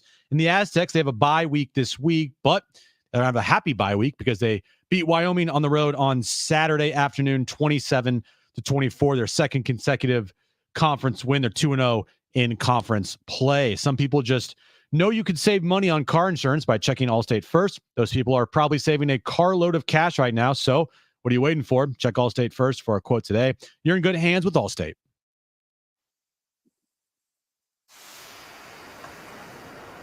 All right, we've got a 4-pack of tickets to Howl and Scream to give away.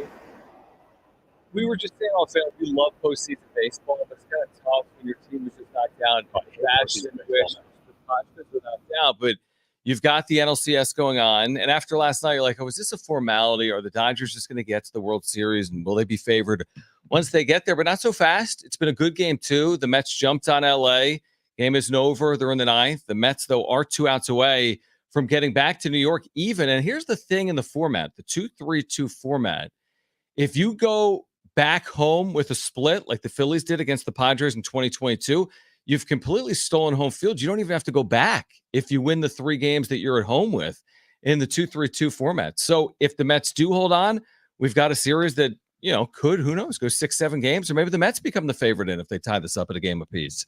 Yeah, you watch the series play out. After last night, you're like, oh my gosh, really? Like are the Dodgers just on like this collision course with winning a World Series? But then again, the Mets have been like the miracle Mets in the postseason. They really have. And the Mets were the one team going into the postseason that I was the most scared of to play. Yep. Dodgers ended up being that team because they eliminated the Padres. Right. But, if somehow the Padres didn't choke away a 2-1 series lead and got to the NLCS, it was going to be tough. The Mets taking out the Phillies in the fashion that they did. And if they win this to get to a World Series against the Dodgers, you would have taken out the top 2 seeds in the National League, potentially then going up against the number 1 seed in the American League and the Yankees. And if you won the World Series, that would be like the miracle Mets all over again. It's interesting because I know that probably every Padres fan is rooting for the Mets or close to every Padres fan. All Padres fans are rooting for the Mets. Yeah, I know what baseball is rooting for, and it's the guy that they pop up 2 batters away, Shohei Ohtani. So I know that. I think Fox probably wants LA versus New York, not New York versus New York. You already have New York. So you don't need doubling up on New York from a market standpoint. You'd win in the ratings department, though, if you had New York versus New York. Not over New York versus LA, right? Because New York is one great market, but New York, LA, you get 2 great markets. No, the number 1 matchup for Fox, not even a question. It's Yankees, Dodgers. Yeah. And then it's like, those Yankees, lists, Mets. like, those lists, it's like number 1 and then dot, tier below 750, right? Yeah. The second low tier is then Mets, Yankees, and then the worst possible matchup, Guardians, Mets? Guardians, Mets, yeah. Even though the New York market isn't terrible. None of them are terrible. They're not terrible. Even like Guardians, Dodgers is not quote unquote terrible. This game is just one final. We are tied at 1 going back to New York. All right. So the Mets have evened up the series after getting shut out yesterday. They bounce back. They win at Dodger Stadium. And they'll play games 3, 4, and 5 at home. And Sean Manaea was really good today for the New York Mets. And we'll see. The Mets could score off the Dodgers bullpen. Yeah, they did today. Dave Roberts. What about him? You know the name? I've heard of him. So Dave Roberts said this, after the series is over, they come back from 2 games to 1 down. He admitted that he used the Manny Machado quote unquote drama as a diversion for his club against the Padres. So, and then I saw Padres fans saying he went too far. How dare he do that? Let's see. Here's what he said. I have it. I have it. When Roberts was asked whether his delayed reaction was a calculated one, he told The Athletic it was. As a manager, you never want to make it about you, but I just felt in that situation, if we could take it off our guys a little bit, Manny and I have a really good relationship. I would take him any day, but I don't think that diversion was a bad thing for our guys. And they responded by having my back. Here's my hot take. I have no issue with it at all. Remember None. remember when Freddie Freeman said after the Manny base running, he's like, I would have done the same thing. That's exactly how I feel about this. This is all, who cares? I hate it. Yeah, I don't like it, but because I guess it kind of worked for the Dodgers. But I can't sit here and rip into Dave Roberts when I know if Mike Schilt did that, I would have been applauding it. You said earlier that Dave Roberts outmanaged Mike Schilt. How can you argue that when you look at how the series played out? Yeah. And now you look at some of the stuff that happened off the field outside the white lines, and it did work out for them. It might not have looked great in real time. I don't think it looked good for the Dodgers after game 2. No. Crying wolf about Machado throwing a baseball, but guess what? It was bad. They got the last laugh. And it hurts even more when you, quote unquote, allow them to get the last laugh. When it played out in that manner, you felt so good about where you were. Yeah, I don't like it either. But again, if Mike Schilt had done the same thing and the Padres were moving on, we'd all be laughing. And we all would have been praising Mike Schilt for using that and amplifying it to take the pressure off his team and put it on himself. And it worked for the Dodgers. Dave Roberts, say what you want about him, but look, he had a good series against the Padres. The problem I have with the whole Manny Machado fiasco was not about Dave Roberts. It was about Ken Rosenthal amplifying it and creating the narrative that helped the Dodgers narrative. And he should have been an innocent bystander in this whole thing because he was covering the games. He should have been as biased as it comes. And he took the side of the Dodgers. Yeah, I have way more problems with Ken Rosenthal than I do Dave Roberts. Yeah, Dave Roberts, when he gets paid every 2 weeks or he gets the direct deposit into Wells Fargo, it's paid by the Los Angeles Dodgers. He works for them. Yeah. Ownership group, he reports to them. Ken Rosenthal doesn't work for the Dodgers. Ken Rosenthal doesn't work for baseball. He works for The Athletic and Fox. And for him to follow that narrative down that path, that was completely inappropriate. The truth is, Dave Roberts, of course, he's going to look out for the best interests of the Dodgers, just like Mike Schilt should do the same thing with the Padres. I don't love it either. Yeah. But if you don't like it, then you got to beat him in a series. And unfortunately, the Padres didn't this time around. Yeah, what Dave did, if you want to consider that Bush, maybe it is. I'll consider it Bush. That's fine.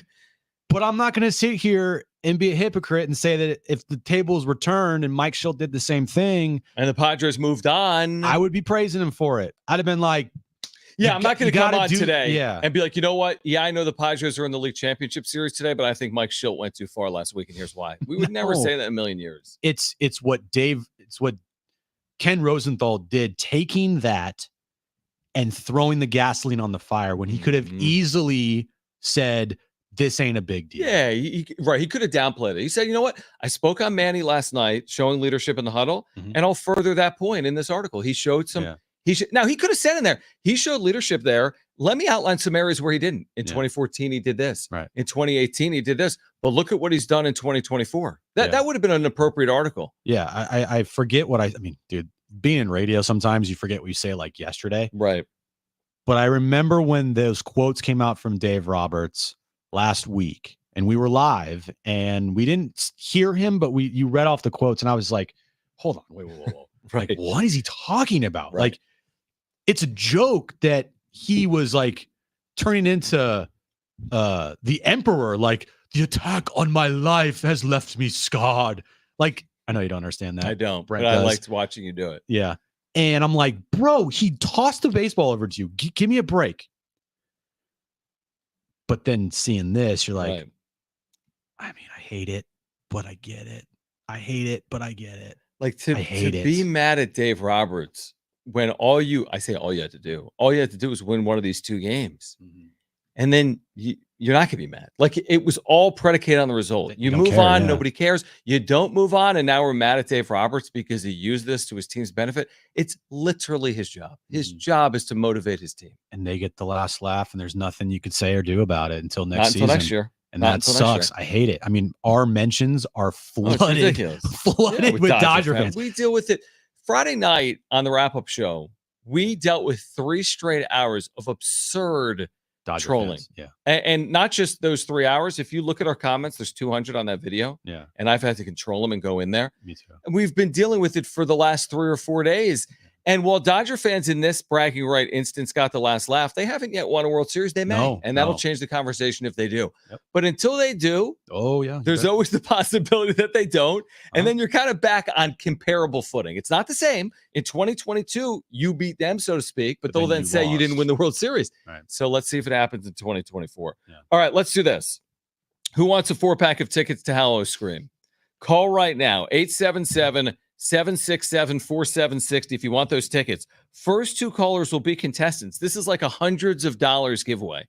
A 4-pack of free tickets to SeaWorld's Hallow Scream now through November 2nd. Amazing opportunity and prize here with your family. Call right now. First 2 callers will be contestants for trivia. 877-767-4760. Call right now. 877-767-4760. That's next.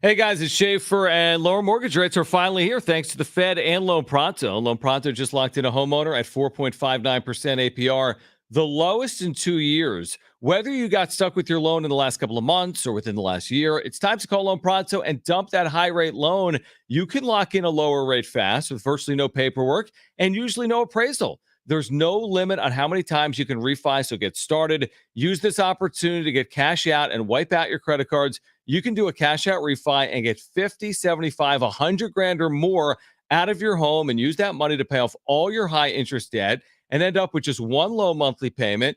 If you act now, you can even skip your next not 1 house payment, but 2 house payments. Purchase loans available as well, so call now. Get your rate quote in minutes with no hard credit pull and no upfront fees like those other guys. VA Streamline loans are also available with Loan Pronto. Here's the number to call, 619-207-4336 or loanpronto.com. That's 619-207-4336 or loanpronto.com. Equal housing lender, NMLS 1661781 on approved credit, NMLSconsumeraccess.org.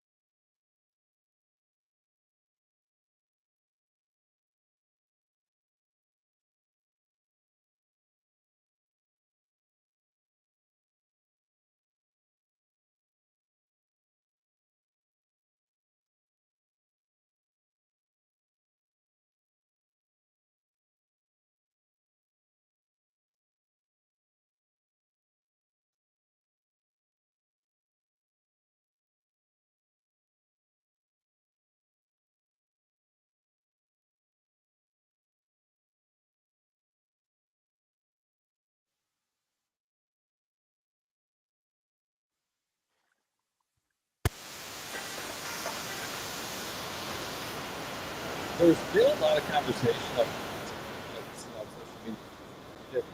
Was it a special season or not? I respect the opinion if you want to say, I enjoyed the ride. There were some amazing moments in there. They had 10, 15, 20 games that were really great games. They really did.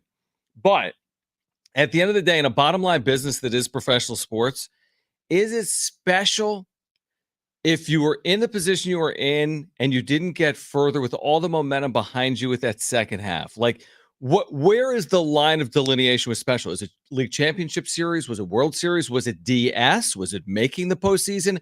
Where do we go from really good season to special season? I think me and you both think they didn't cross into special. I would absolutely say really good season. And I think it was, but I don't know. Special to me is probably too far. Really good season with special moments. Great moments. In the season. And a season that had so much promise that ended in so much disappointment. Mm-hmm. 2022, I can quantify as a special year. You beat the Dodgers in the postseason. You went to the NLCS for the first time since 98. You won 89 games. The regular season wasn't like this regular season.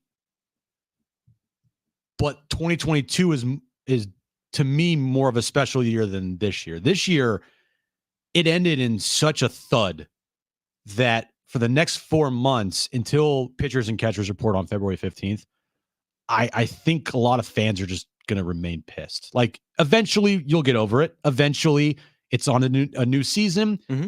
You know, new players, signings, contract extensions, all that stuff, right? You get excited by some things. And you're like, okay, cool. The wheels are spinning. You know, Will Holder, every single possible trade scenario is going through my mind, and you move on to the next season. But until they get back to a league championship series or make a World Series or get back to the postseason next year and make it farther than the DS, what lives with you is 24 straight scoreless innings, blew a 2-1 lead. You won 93 games, but I'd much rather have won 87 games and win a World Series than 93 and be out in the DS round. That's the thing. It's like the NCAA tournament. Would you prefer to go 22-10 and get to a Final Four, or 28-4 and be out in the first round? You'd rather go 22-10 and get to the Final Four. That's how that's how sports operate. All right, much more on it. Padres are out. We'll talk about it in the 5 o'clock hour. We're now again. Mets and Dodgers. That's funny. Mets and Dodgers have played 2 games. The Yankees haven't even played a game yet. This is the first inning of game 1. But they're gonna wrap the other series is 1-1. Yeah, they'll get going. They'll get going. We'll keep an eye on that as well. But right now, let's play.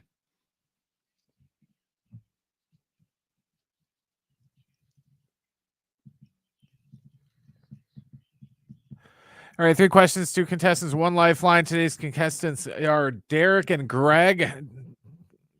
Derek, you called in first, so you have your choice of John or Jim. Who do you want to go with? Derek, you there? Yes, I am. Who are you going to pick, buddy? Let's take John. Okay, right, John. Derek and John. There we go. Greg, you get Jim. Greg, are you there? I'm here. All right, perfect. Brent, what is the question of the day? All right, guys, the Jets host the Bills tonight on Monday Night Football. What? Yeah. Aaron Rodgers is currently 5th all-time in passing touchdowns with 482. Today's question, can you name anyone else in the top 10 in career passing touchdowns? All right. Greg, you are up first. What's your first guess? You do have a lifeline if you want to use it. Tatis? Is it active players? No, it's not. It's It's anybody all-time. all time in the top 10.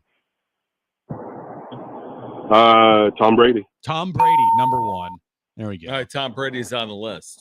Derek, your first guess. You do have a lifeline if you want to use it. Let's go Drew Brees. Drew Brees, good guess. Tied at 1. Greg, back to you. What's your second guess? You do have a lifeline if you want to use it. Peyton Manning. Peyton Manning on the list. There we go. Remember when Breeze had the record for like 6 minutes? Yeah, and then They celebrated that thing so it was a crazy they gave him celebration. they gave him like a laminated piece of paper. Remember that? And then he lost out on It it. was very weird. I know.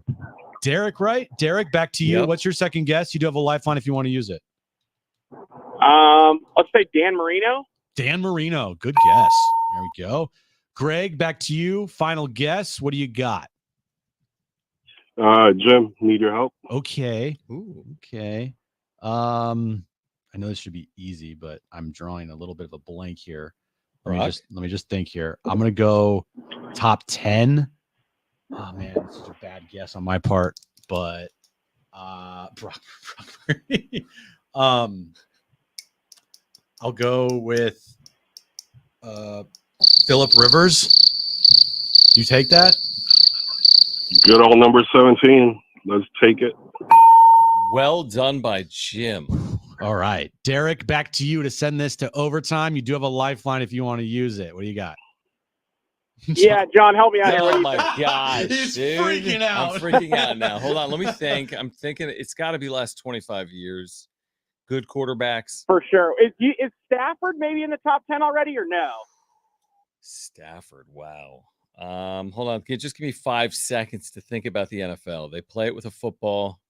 There's teams. All right. I mean, I would take Stafford over my bad guess of. We already said Peyton Manning. Yeah.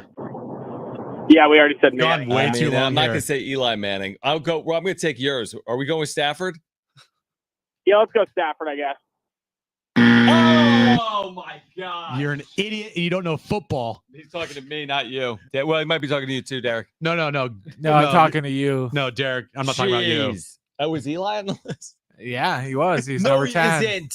Number I 10. know Eli. But you didn't use I know, it. You, because I'm like, you there's no way. chickened I out. said I would take Stafford over Eli. You chickened And out. Eli was on the Yeah, list. yeah, you know where Stafford was? 11th. Yep. Yeah. No, so Big Eli Ben's then on this Stafford? list too, right?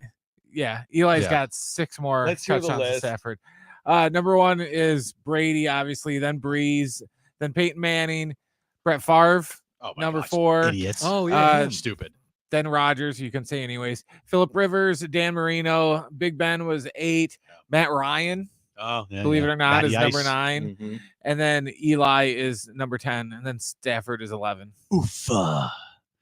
Sucks to suck, John. Oh, I had it right. I just didn't tell him to use it. All right, Greg, congratulations. You've won a 4-pack of tickets to San Diego's largest nighttime Halloween event, SeaWorld's Howl O Scream, now through November 2nd. 5 terror-filled houses, new scare zones and haunts, and death-defying drops with rides after dark.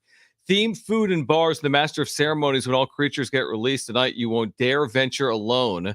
For more information, SeaWorldSanDiego.com. I keep envisioning like this Padres scare zone, like it's game 4. It's like your Oh, remember my idea of like the that theme is the parks or best something. idea ever. No, it's not. A John. theme park No. themed after teams. You go on like the Clippers ride, and then the Lakers ride is like a flume ride, and the Grizzlies ride is like an animal adventure, What's the Padres? and the ride? Warriors is like survive against this warrior. Yeah, Padres The adventure. Clippers ride is fun, but always ends in disappointment. Right, exactly. All right, in hour number 3, I was about to say hour number 5. Back to the Padres. What are the offseason priorities? Are you able to yet turn the page, or do we need to go back and relive what happened last week against the Dodgers with that 2-1 series lead? We'll kick off hour 3 of Jon and Jim next.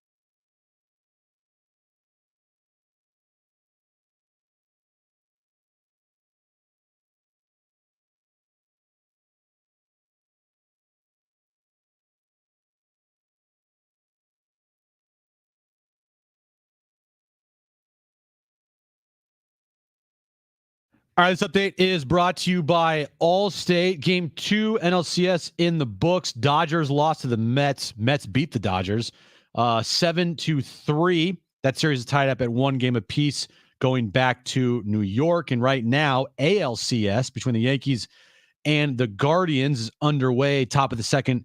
That game is still scoreless. Aztecs, they have a bye week this weekend, but they are back in action next weekend at home against Washington State. They beat Wyoming this past Saturday in a really good game. They won 27-24, getting their record back to an even 3-3 on the year. Some people just know you could save money on car insurance by checking Allstate first. Those people are probably saving a carload of cash right now. So what are you waiting for? Check Allstate first for a quote today.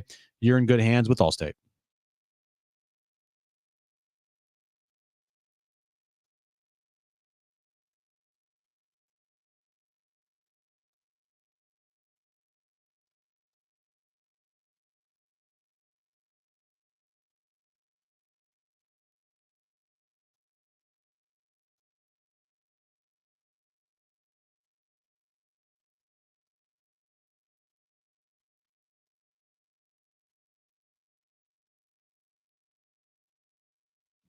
All right, San Diego and Southern California, what's going on? Final hour of Jon and Jim, looking back on 2024 for the Pods, looking ahead to what will be a busy offseason. They always are, especially when you have A.J. Preller.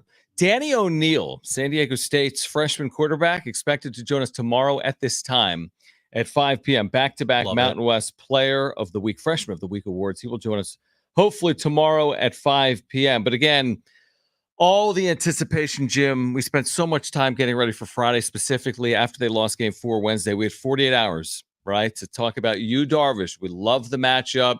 They had won at Dodger Stadium. Yes, it's the Dodgers, but they're fully capable of beating them. And then they played the way they played on Friday, which was very uninspiring, unfortunately. Dodgers moved on. That series is already 2 games old, and we're left to say, what could have been? It was a very good regular season, a great series against Atlanta, a good start, very good start against LA. They just could not finish it off. And now a bunch of months of just saying what could have been and waiting now to hopefully putting yourself in a position to get back there a year from now. While they weren't knocking on the door at the doorstep of winning a World Series, it hurts so much because you felt like if there was any team that was going to do that, it was going to be this Padres team. Like if any Padres team in the last 20 plus years that had the pieces, they had the back end of the bullpen. I mean, Robert Suarez pitched 1 game, Game 3. He didn't pitch at all. He had a really good postseason. He had 3 appearances. I think he had 2 of 4 outs or more, or 1 of 4 out or more, maybe 2. I forget.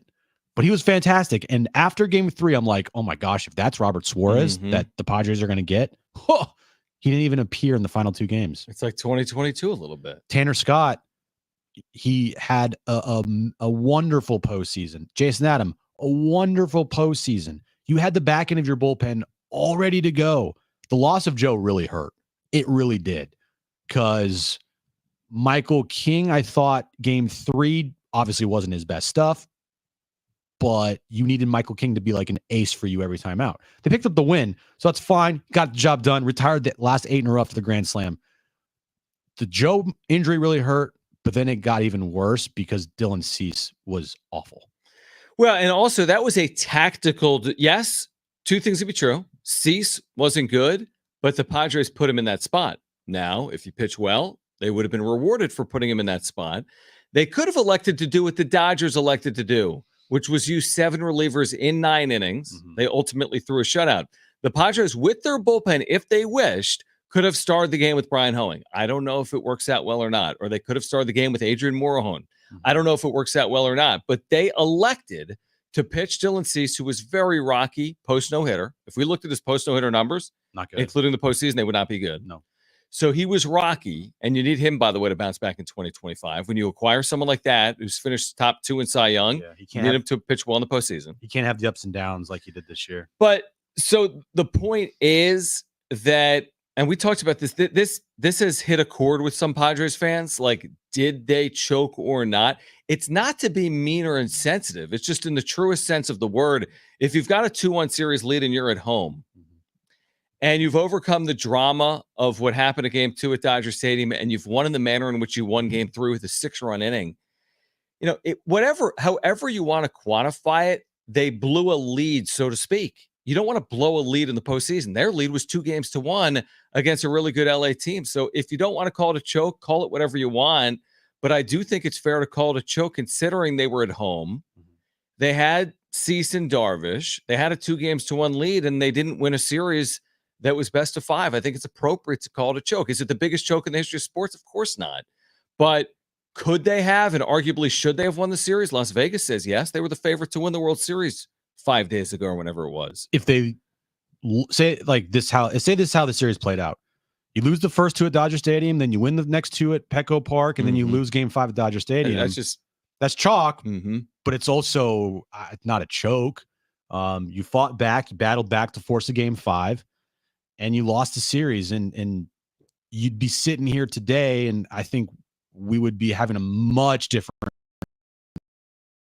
tone than what we do now with seeing how it played out.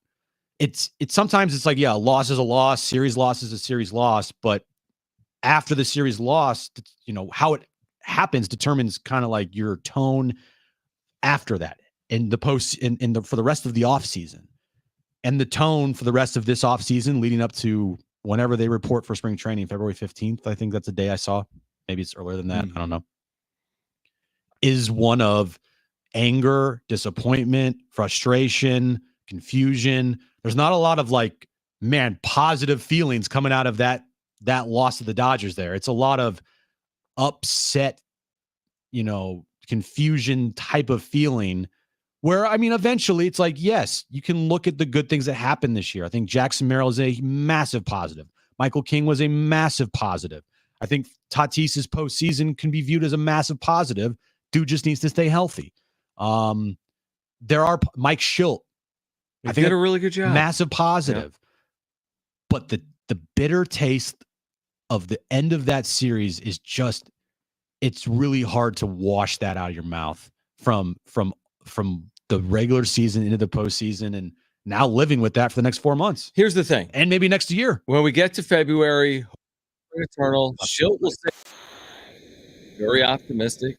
His tone will be very positive, and they'll have a nice core of players to work with. I do know that. Of course, there'll be question marks heading into February. But what I also know, and I said this earlier, and I hate to be the Debbie Downer, the Dodgers roster won't look worse than this. I know that. And there's a very good chance it looks a lot better. Shohei Ohtani could be back in the mound in 2025. Tyler Glasnow will be back in the mound. Whom else in the rotation's been out, right? They've had all kinds of injuries. And it's not just the Dodgers. We don't know what the Mets will do in the offseason, right? So it's like, to get yourself back to that spot where you're considered the best team in the National League, you could have argued it. It wasn't definitive, but you could have argued heading into the postseason, the Padres were the best team in the National League. To go emulate it again, to go be considered the best team in the National League heading into the 2025 postseason, I hope we see it. I'm not overly optimistic as I sit here 3 days out on their season that the Padres will have just as good of a shot to get to a World Series in 2025. I hope I'm wrong. I don't know what they're going to do. Maybe it's the greatest offseason in franchise history. Maybe they open the pocketbooks. Eric Katsenda wants to spend $300 million. Bring back Blake Snell. Bring back Juan Soto. Right. Or maybe what happens is we all know what's going to happen. They're thinking about the cost of their payroll. They might have to make a move that hurts to save some money. The chances are the roster heading into the year feels a lot like it felt heading into 2024, which was a roster that had some question marks heading into the year. And I don't want to get into deep dive in the moves they need to make. Deep dive it. But you said a move that might hurt. I think just getting off of Jake Cronenworth might be a move that is kind of necessary. How, I wonder. I'm with you. I don't know how you do it. You attach a prospect and you get rid of him. And is the prospect Leo DeVries and Ethan Salas? No, but you're gonna have to wear it. That's just and we all love Jake, but it's a declining player that's making too much money that didn't produce and hasn't produced how you wanted him to. And you have a clog in the infield with Xander I mean, are they going to put him back at second base? Like, these are all questions that we'll talk about throughout the offseason for sure. But anyway, you're right. It's the team they had. You don't know when they're going to have this type of team again. You don't know when they're going to be in a situation where the entire field is wide open. It feels like that there's not a dominant 115 win team. There's not a dominant. And the Dodgers were really good this season, but I don't think are considered dominant. And they threw out a bullpen day today. They threw out a bullpen day versus you. They have no starting pitching. I feel like this is going to come back to haunt the Dodgers, in my opinion. But I mean, you had the starting pitching, you had the bullpen, you had the lineup. You had the superstars. You had the guy in the postseason that was on fire. You didn't need anything. Honestly, they didn't lose because they needed something. No. They lost because they didn't score for the better part of this administration. I mean, it was 24 innings. It's a long time. To your point on Cronenworth, can I just say this? And I like Jake Cronenworth too. But you're paying a guy $11 million a year for forever, or whatever it is, maybe more than that. And the second half, this doesn't include the postseason. If it included the postseason, it would look worse.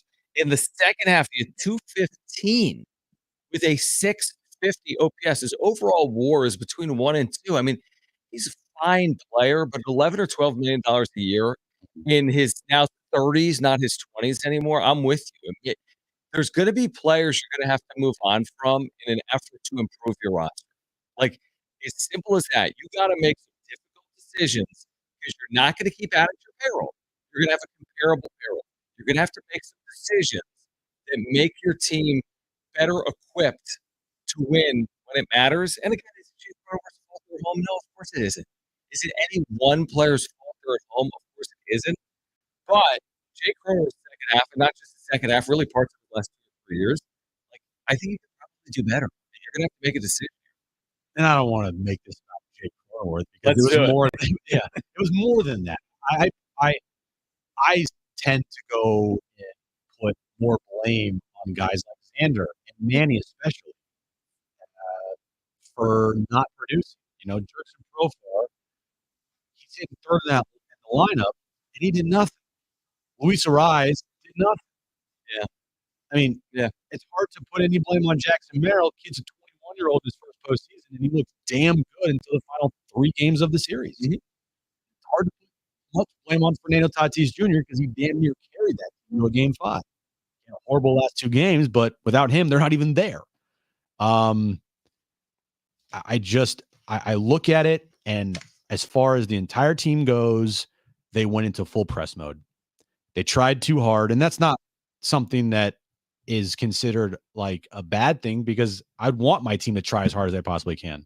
Sometimes it happens. Sometimes you try too hard and it just doesn't work.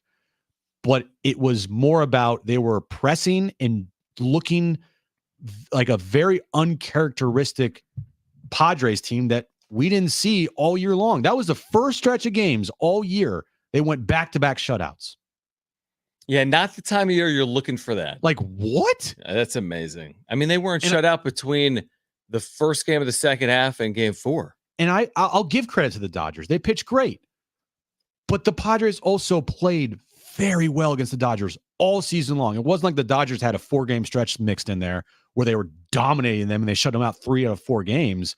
The Padres put up runs on the board every single game against the Dodgers, and they were in almost every single game except for game 4 and 5 where they just completely laid down. Other than that, Mrs. Lincoln, how was the play? Oh, yeah, that's right. All right, on the other side, as we turn our attention towards 2025, what is the move they need to make? Is it, for example, a Merrill extension? Is it keeping Ruben Niebla? Is it extending Luis Ariz or Dylan Cease or something else? 70470, start it with team, or text us or call us 877-767-4760. What do you want, Jim? Well, also, if you look here, John, there might be some famous last words from a certain Dodger player after game 1 of the Mets series. And I'm grasping at straws here, I know, but I still hate the Dodgers, even though I gave them credit today. Still hate them. And I hope that this bites them in the ass, what you'll hear from this one certain Dodger player coming up next. All right, was it a jinx or not? It's Jon and Jim. Stay with us.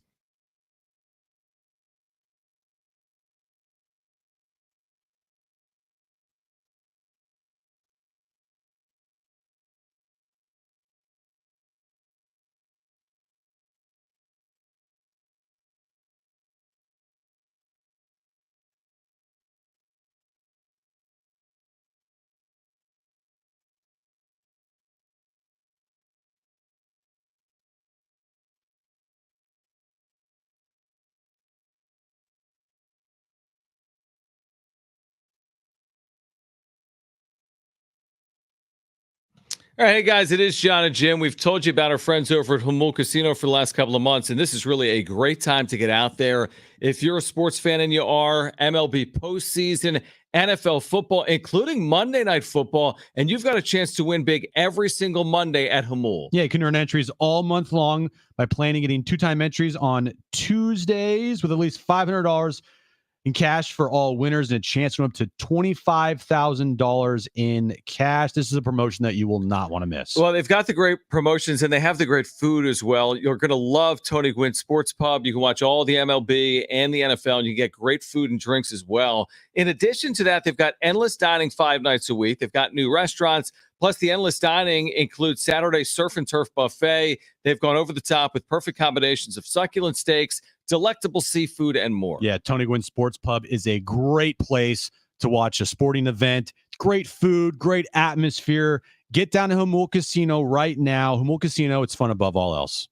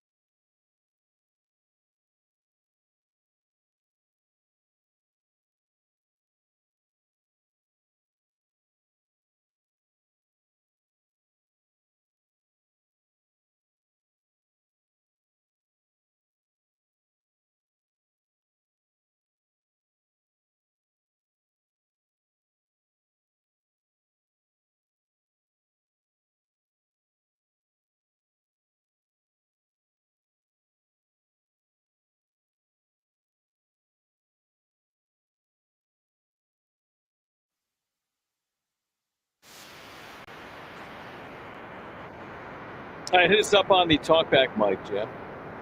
Just open up the free iHeartRadio app, listen to San Diego Sports 760, tap that little microphone icon next to the play button, skip 30-second talkback.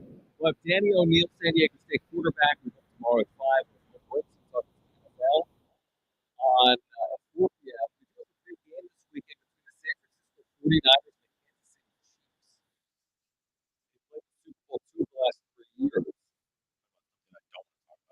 We'll talk about it with Will Brinson tomorrow. I love talking about it with Will, but as far as you want to talk about it.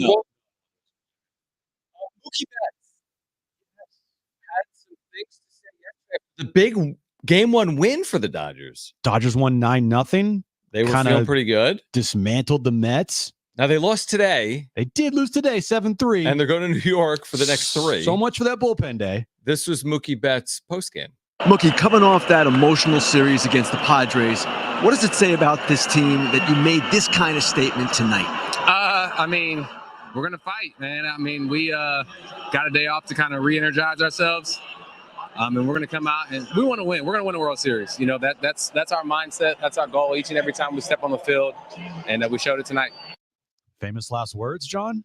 We'll find out. It's simple as that. He caught himself there when he said, we're going to win a World Series. And then he immediately followed that up with, that's our mindset. Like, was that Dave Roberts to Dan Patrick like 2 years ago in spring training? Like, we're going to win the World Series. Remember that before the season? It was last year, right? Yeah. I mean, that's last year. You got to be really careful to put that out there. Like, you can believe that. You should believe that. But to put it out there publicly, now they're down to the Final Four. And even though they lost today, they still could win a World Series. We don't know. But here's the one thing about the teams remaining too, Jim, is that nobody has this like perfect roster. We talked about the Dodgers rotation being problematic. The Mets are just playing with house money, and they're like on this miracle run. So I really don't know what's going to happen. But to put that out there publicly, you better now go win the World Series is what I would say. Because if you don't, you're gonna hear that for a while. Yeah, and for Dodger fans who have invaded our mentions and invaded our Instagram, it's fine. I get it. Mm-hmm. I still don't remember when the Padres. I mean, look, with all fan bases, there are going to be bad apples in all of them. Like, of course, the Padres fan base isn't all a bunch of saints. There's a bunch of idiots in every single fan base. But man, do Dodger fans love to, recreate the meme of like you're standing at the bathroom stall and they walk up to you and they stand right next to you. Dodger fans love to search out people and troll them. I'm just saying, man, you guys better win the World Series this year, because if you don't, it's not going to look great. I really think it's like the next decade when you sign Shohei Ohtani to a $700 million, and then you pour on Yamamoto and you add Teoscar and you got Mookie and you got Freddie. I mean, this is the classic example. The Yankees are the same way with the 20-something titles. Yeah. Yankees need to win World Series or it's not a successful year. And the Dodgers, when you look at the recent play, when Joe Davis is talking about recent postseason history and calling it a disaster, which he's essentially said with 23 and 22 and 21, you got to win the World Series. And guess what? One of these four teams will. Is that how that works? Jim fact. So out of this group, there's three teams that probably feel like they got a pretty good shot as we sit here today. Even Cleveland would feel, but like from an outsider perspective, you could see the Yankees win a World Series. You could see the Mets now win a World Series because they're just white hot, and you can see the Dodgers win the World Series because of everything we've talked about. Yeah, it's nice. It's nice to see Sean Manaea, who admitted he didn't try his hardest here in San Diego. He's trying now. Go out and pitch a great game 2 at Dodger Stadium to help even up the series 1-1 for the Mets. I just loved watching that today. It's just going to be, I don't love watching it after where I was a couple of days ago. They're up 2 games to 1. You're feeling so good about everything. And then the season ends so abruptly. That's how postseason works. And now I'm just watching teams I don't even want to watch. And there's no real winners here. Am I really going to be like, yay, the Yankees won a World Series? Yeah. Yay, the Mets won a World Series. Is that good? No. I was telling you during the break that, yeah, I'm upset and I'm pissed and I'm bummed that the Padres didn't get past the Dodgers and that they weren't playing today. But I had tickets lined up for, I think, game 1 or game 2, maybe both. I think I had both. I had tickets lined up for games 1 and game 2 of the National League Championship Series here at Petco Park. And one of those days or night, I was going to be in a suite. And I'm extra pissed that didn't come to fruition. I can get you tickets to the Cancun series. Did you see they walked off the Phillies? 6-5. I did. They even up the series, so if right? you want to go to game 2 in Cancun this weekend. I was actually talking to Aaron last night about another trip to Cancun. Perfect. I would actually like that. To go to Cancun series. The Cancun series. Well, is it best of 7 or best of 5? It's best of forever until February 15th. It's the best of next 4 months. More of your reaction. The Padres are out. Where do they go from here with 2025 on the other side? 70470. Start it with the word team. We have Jim's back page. We may actually eliminate Jim's back page today for me to talk about Ken Pom, because we're going to talk about 5:30. Let's just move it to 5:45. It could be John's Ken Pom talk. All right, fine. Because you don't have anything prepared. I do, but you know what? Well, you can share one thing. Here's the thing. We needed to give you at least one segment today. I need to breathe. because you texted or you tweeted out the Ken Palm rankings like the second they came out. And I was just like, oh, here we go. So 5:45, you will get your moment to talk about Ken Palm. If you're in your driveway, don't go anywhere for 18 minutes. It's Jon and Jim.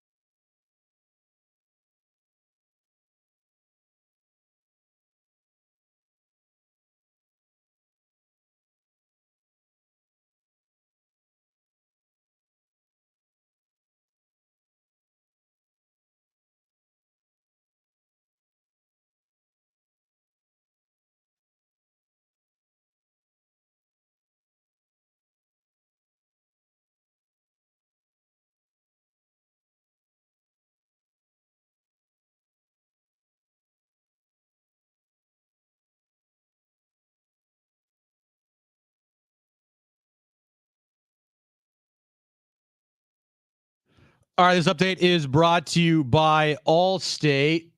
NLCS Game 2 in the books. Mets beat the Dodgers 7-4. They're even up that series at 1 game apiece, heading back to New York. And in New York right now, Yankees and Guardians Game 1 of the ALCS. Juan Soto just put the Yankees on the board with a solo shot in the bottom of the 3rd inning. They lead the Guardians 1-0. And the Aztecs football team coming off a really good win over Wyoming, 27-24, even up their record at 3-3, have a bye week this week before they'll host Washington State next Saturday. And San Diego State basketball, the AP preseason poll was announced today. They are not in the top 25, even though they received 2 votes. No, you could save money on car insurance by checking Allstate first. Those people are probably saving a carload of cash right now. So what are you waiting for? Check Allstate first for a quote today. You're in good hands with Allstate. Sports 760, anytime, anywhere, whether you're stepping out of the car or settling in at home, just ask your Google or Alexa smart speaker. 760. We're streaming live through the Apple Video app. Stay connected with your favorite shows like this one. San Diego Sports 760 goes where you go. Let's end this thumbnail. Juan Soto is an elite, historically good, generational, first ballot Hall of Famer that helped the Padres when he was here, and it's probably helping the Yankees even more right now in the Bronx on his way to potentially a World Series. Who knows? In 2024. Juan Soto is elite. Juan Soto's not the reason why they went 82-80 last year. There were a lot of reasons. He wasn't perfect. These are baseball players. But Juan Soto's already won a title, all right? And Juan Soto might be on his way to more. And Juan Soto's numbers speak for themselves, including in the 2022 postseason and in 2023 with a disappointing Padres team. But this idea that, well, they're winning now because they don't have Soto. Oh, yeah? I see the New York Yankees, and they're winning a lot right now, and they've got Juan Soto. He was the best player on this team when he was here. And the trade, and both things are true. He was the best player on the Padres when he was here. And the trade of Juan Soto to the Yankees helped the Padres, I think, maybe more in 2024 than if Juan Soto was on the team. Yeah. Because I'm of fine with that. the moves that were made because of the Juan Soto trade, getting Michael King, Kyle Gashioka, trading Drew Thorpe for Dylan Cease. Yep. I mean, it worked out. It worked out for both teams. Now, Dylan Cease did jack you know what in the postseason and was more of an issue than a solution. And he had a horrible game 1 and an even worse game 4. But yeah, I don't know if they're in that position winning 93 games without trading Juan Soto. And it's a little bit of a hard pill to swallow because every single baseball team would want Juan Soto on it. Even the Padres. They just because of the landscape and the climate of the team that had to be made. And but I could never be sold on this idea that he isn't one of the game's great players. I mean, what are we going to... Here's the thing. You have to avoid all these conversations right now because you're in this corner. If the Dodgers win the World Series, nobody wants to deal with that because the Dodgers have won a World Series. If the Yankees win a World Series, what about the narrative? But the Padres are better off without Juan Soto. I mean, how? Juan Soto then in that scenario has just won a World Series, the second of his career as a 25-year-old. Yeah, any media member in this town that disparages or talks bad about Juan Soto as a player, or even, I guess, a clubhouse guy, just has a vendetta against Juan Soto, and their baseball knowledge comes off to look kind of crazy if you're saying Juan Soto's not a good player. Give me a break. I'm not even speaking, honestly, in regards to the media. I feel like there is actually a good portion of Padres fans, and I'm just telling you, I respectfully disagree. And we all have some, we all make these statements and have these opinions, and sometimes you're right and sometimes you're wrong. I mean, it happens. But to go die on the hill that they're better off, you know what I mean? They may have been better off because of AJ Preller's work, but they're not just solely better off because they don't have Juan Soto. You know what I mean? That they might be better off because they addressed some needs and those players came through. But you know how they'd really be better off? If they were able to address those needs and keep Juan Soto, they would have really been better off. Well, they won 93 games. It's, at this point, crying over spilled milk. I get it. Yeah, maybe, but we'll see. I am more just talking about, people that are saying Juan Soto's not a great baseball player. That's where I get hung up. Like, you sound like an idiot. If you want to talk about the trade, it worked out for both teams for sure. And I think, it's hard for me to say because I love Juan Soto, but I think it was, in the end, it felt kind of necessary. Were they going to win 93 games with Juan Soto without Michael King, Dylan Cease, and Kyle Gashioka? Maybe Probably not. But were the New York Yankees going to win at this level without Juan Soto too? Like, when you consider that conversation, and that's where it becomes a win-win. Yeah, it's a win-win for both teams. But, if the Yankees do win the World Series, and we don't know if they do or don't, okay, it's a win-win, but they won. It's just going to be very weird at the end of Juan Soto's career when he's on the stage at Cooperstown, going into the Hall of Fame. Does he even recognize his time in San Diego? Maybe with the Yankees cap on. Who knows if he signs there or wherever he goes long term. But whatever cap he's wearing, it won't be a Padres cap. And when you look at his stats on Baseball Reference, and it will say Hall of Fame, right? You'll see his time in Washington with the Nationals, seeing that he won at least one World Series. Maybe he wins another here. And then you'll go, wait, what? He played for the Padres? He did. Oh, yeah, I remember that. Like, oh, yeah, I remember that. A 2022 postseason. Yeah, I'm talking about people that aren't Padres fans. Like, they're kind of like just baseball fans in general, and they'll be like, huh? What? That's kind of, it's weird. Juan Soto had an 8-WAR season. I hate to hammer the dead point home. The other thing Juan Soto has done is he's hit in the postseason in his career. Okay, something that some players on the Padres team can't say. So he's hitting this in the postseason in his career. The good news, if you're a Padres fan, is this: I don't see any reason why they can't put themselves back in a position to make the postseason. Oh, but I do think there's a difference between being where you were, which is whatever 43-19, red hot, white hot, whatever you want to say, and maybe, but they'll absolutely contend for postseason spots to come. If it's 2025, I think it's very possible. If it's 2026, the whole sustainable question earlier in the decade, they've won at a good level. It's not like they're just going to all of a sudden sell off all parts and never win again. I just think we're going to look back on 2024 and be like, man, that was a great opportunity. There's some other opportunities in there. Maybe it'll be 25. Maybe it'll be 2026. I wonder if they'll have a better opportunity than the one we just saw play out here. Big picture question. Mm-hmm. I dubbed it the most important game, or maybe the biggest game, one of the biggest games in franchise history on Friday. Mm-hmm. I don't feel like I'm wrong for doing that. No. I really don't. But because they lost and how they lost, where do you now put that as far as like San Diego sports fan heartbreak losses? Well, it's certainly not Chargers Pats. Marlon McCray. Okay, it can't be compared to that. Nate Kading, missed field goals against the Jets. Heartbreak loss? Mm-hmm. As you're saying, as in there has to be heartbreak. It's not just the stage. Well, because the stage, a Super Bowl is quite a stage. Well, here's the thing. The Chargers lost to the Patriots in the divisional round. Yeah, but it's a top seed. Right. Padres lost to the Dodgers in a divisional round. In the divisional round, up 2-1 at home. Okay, I see similarities there, don't you? Yeah. No, they didn't. Yeah. Now, the difference between these is like Marlon McCree intercepted Brady, and then he fumbled right away because of Tim Brown. Or not Tim Brown, Troy Brown. Wait, so, no. I mean, who is it? I forget. Oh, great. Someone put in the chat. Yeah. I forget the wide receiver that who's the guy that caused the fumble on McCree? The name is on the tip of my tongue. Let's find out. I'm blanking. Who was the wide receiver for the Patriots? Troy Brown. Troy Brown. Okay, I was right. Anyway, moving on. So wait, what's the question? Because I need to answer. No, what is the actual question? I said, where does this rank? There's going to be a lot, but on a stage that large, I wouldn't consider Friday to be crushing in terms of the way the game played out. This isn't a 2-1 lead in the ninth, and Ohtani takes you deep. As a Padres fan, we just asked this. As a Padres fan, where would this rank on your list of heartbreaking Padres losses?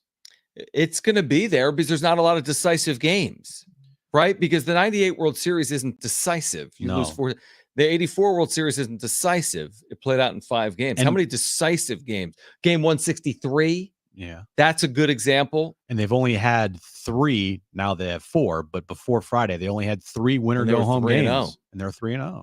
Right. 2022 Mets, 2020 Cardinals, 1984 Cubs. And 2020, so it's right there. 2022 was heartbreaking, but you also lost 4-1 to the Phillies. So it wasn't like you had a 3-2 lead and you played game 6 at home and you lost game 6 and game 7. Right. Or you had a 3-0 lead against the Phillies and you lost 4 straight.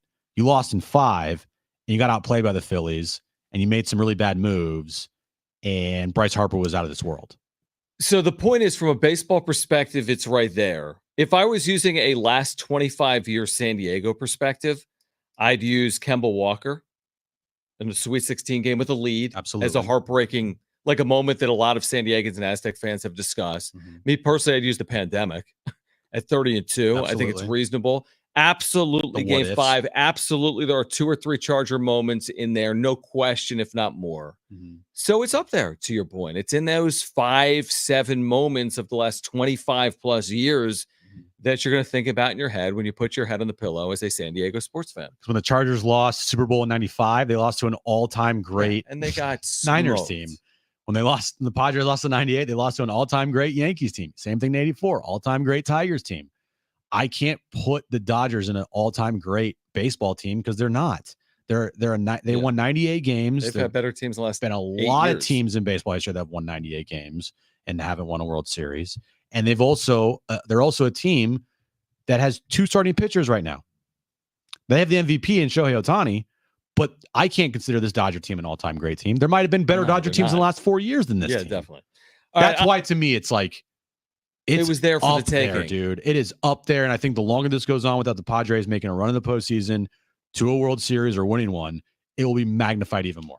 I agree with that. All right, typically we get to Jim's back page. He's going to clear the floor for me to talk about Ken Pomeroy and Ken Pom rankings. They're out. Stay with it. Do not go anywhere. I know nobody's going to change the dial. Stay with us. Yeah. That's next. Click.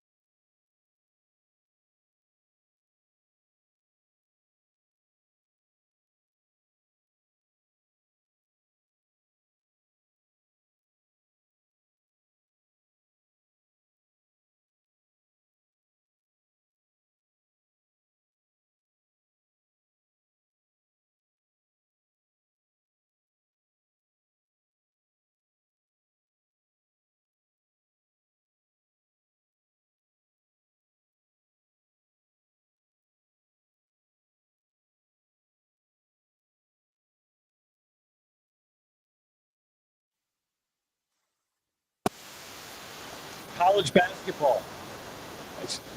This is All right. Okay, here's the thing. Normally, can I go behind the curtain? I'm not even going to go behind the curtain.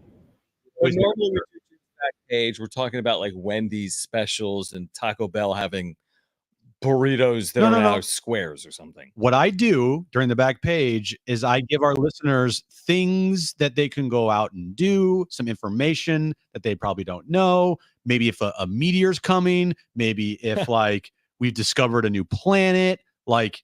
But has anyone ever used anything you've ever said to their advantage? Oh, I have seen people in the chat and people message I me. went to Taco Bell. Yeah, like, dude, I didn't know that. Or like, oh, I went here, I did this, I did that. Yeah, of course. Well, guess what? A lot of our listeners, especially on days when he actually gets the right date, it's not yeah, like, exactly. oh wait, oh, this was last, that was yesterday. last night. Yeah. Okay. The thing is, a lot of people use what I say about Ken Pomeroy, and then they bring it to their dinner table at home, and be like, "Honey, how was your day?" It was good. I found out that the Aztecs are preseason number 48 at KenPom.com. I was listening to Jon and Jim. So here's what I wanted to say. College basketball is returning in a couple of weeks. Aztecs open against UCSD. And you're going to say, hold on, San Diego State's 48th at KenPom? What about this team that made a national championship game 2 years ago, a Sweet 16 last year? Isn't 48 kind of low? We said, well, yeah, they're replacing a lot of parts, new era, NIL transfer portal. 30-2 team on day one at KenPom, Jim. You know where they were? No, you don't, because you haven't been spending any time doing the deep dive like I have. Okay? Where they were to start the 2019-20 season when they went 30-2. And I'm not telling you they're going 30-2, but I'm just telling you they're capable of outperforming their preseason expectation. They were 96th, Jim. They were 96th. They finished the year 4th, I think, maybe higher than that. So my point is, they can exceed the preseason expectation. They're second in the Mountain West at KenPom behind Boise State. Did you know that? No. Boise State's, now you know what it's like during Jim's back page. Boise State's 45th. But here's what you need to know if you're an Aztec basketball fan. They're going to play a 4-game stretch in November against number 9 Gonzaga, number 12 Creighton, number 16 Texas A&M, number 29 Oregon. 4 of the top 29 teams. I think you pick one of those teams off, you've built a resume. And then just go win in the Mountain West. What's that from? Okay, Chad. From Saturday Night Live. Why is it that I can't talk about preseason metrics on October 14th, a day after the Padres season? You are. Do you really want me to explain that to you? Hey, we gave you a segment at 5:45, man. You should be happy. But now you're already making fun of it. But we never said we weren't going to make fun of it. We just said we we're going to give you time. Yeah, me and Brent, we gave you the floor, man. Usually this doesn't happen. You just kind of bring it up. And after the Padres season ended, it usually would be kiboshed, but we gave it to you, man. And that's pretty much sums up what you're just talking about. It's just like, okay. Is there no one out there that wants to hear about KenPom preseason rankings? 70470, start it with team. Let me ask you Tag me at John Schaefer. Let me ask you this rhetorical question. Would people rather listen to KenPom rankings or me give you updated crumble cookies for the week? Hold on. Before you do that, because you can do that tomorrow. Exactly. I honestly lost 10 minutes of sleep last night because this college basketball writer, Kevin Sweeney, said highest rated mid-majors, not including Gonzaga. And I was okay with it. And he ranks the teams. From you. You're like, they're not mid-major. And then someone goes, where's Memphis? He goes, Memphis isn't mid-major. So then I said, okay, stop. I quote tweeted this and said, San Diego State isn't a mid-major. And then I got Kevin Sweeney replying to me about budgets. And I got BJ Rains, who covers Boise, saying LOL. Like, BJ, stop trolling my content, dude. All right? If you're listening, BJ Rains. So the crumble cookies for the week, John? What's their preseason rankings, these crumble cookies? Their KenPom's always very high. Are you done? Do they have a KenPom I'm not cookie? fully. I am done. I can see you boiling. Hold on, I had one other thing I needed to. You know, you do have a Aztec channel on YouTube that you could just like. No, you're right. Throw up all your thoughts on this if you want. No, you're right. There was one other thing I tweeted. I think you're right.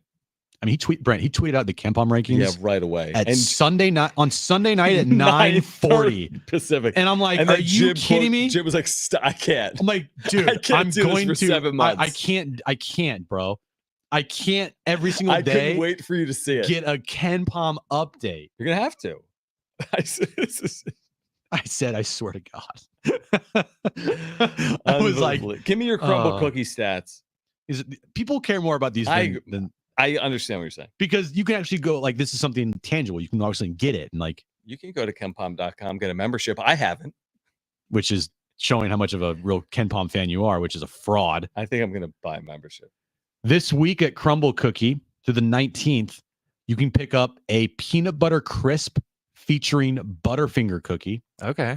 I like that one. Looks delicious. A double fudge brownie, a blueberry muffin cookie, what are you doing? I'm putting some comments up if people want to talk Aztecs. Okay. But no. There's difference between talking Aztecs Someone said KenPom. Calvin said, this is why I tune in, Johnny.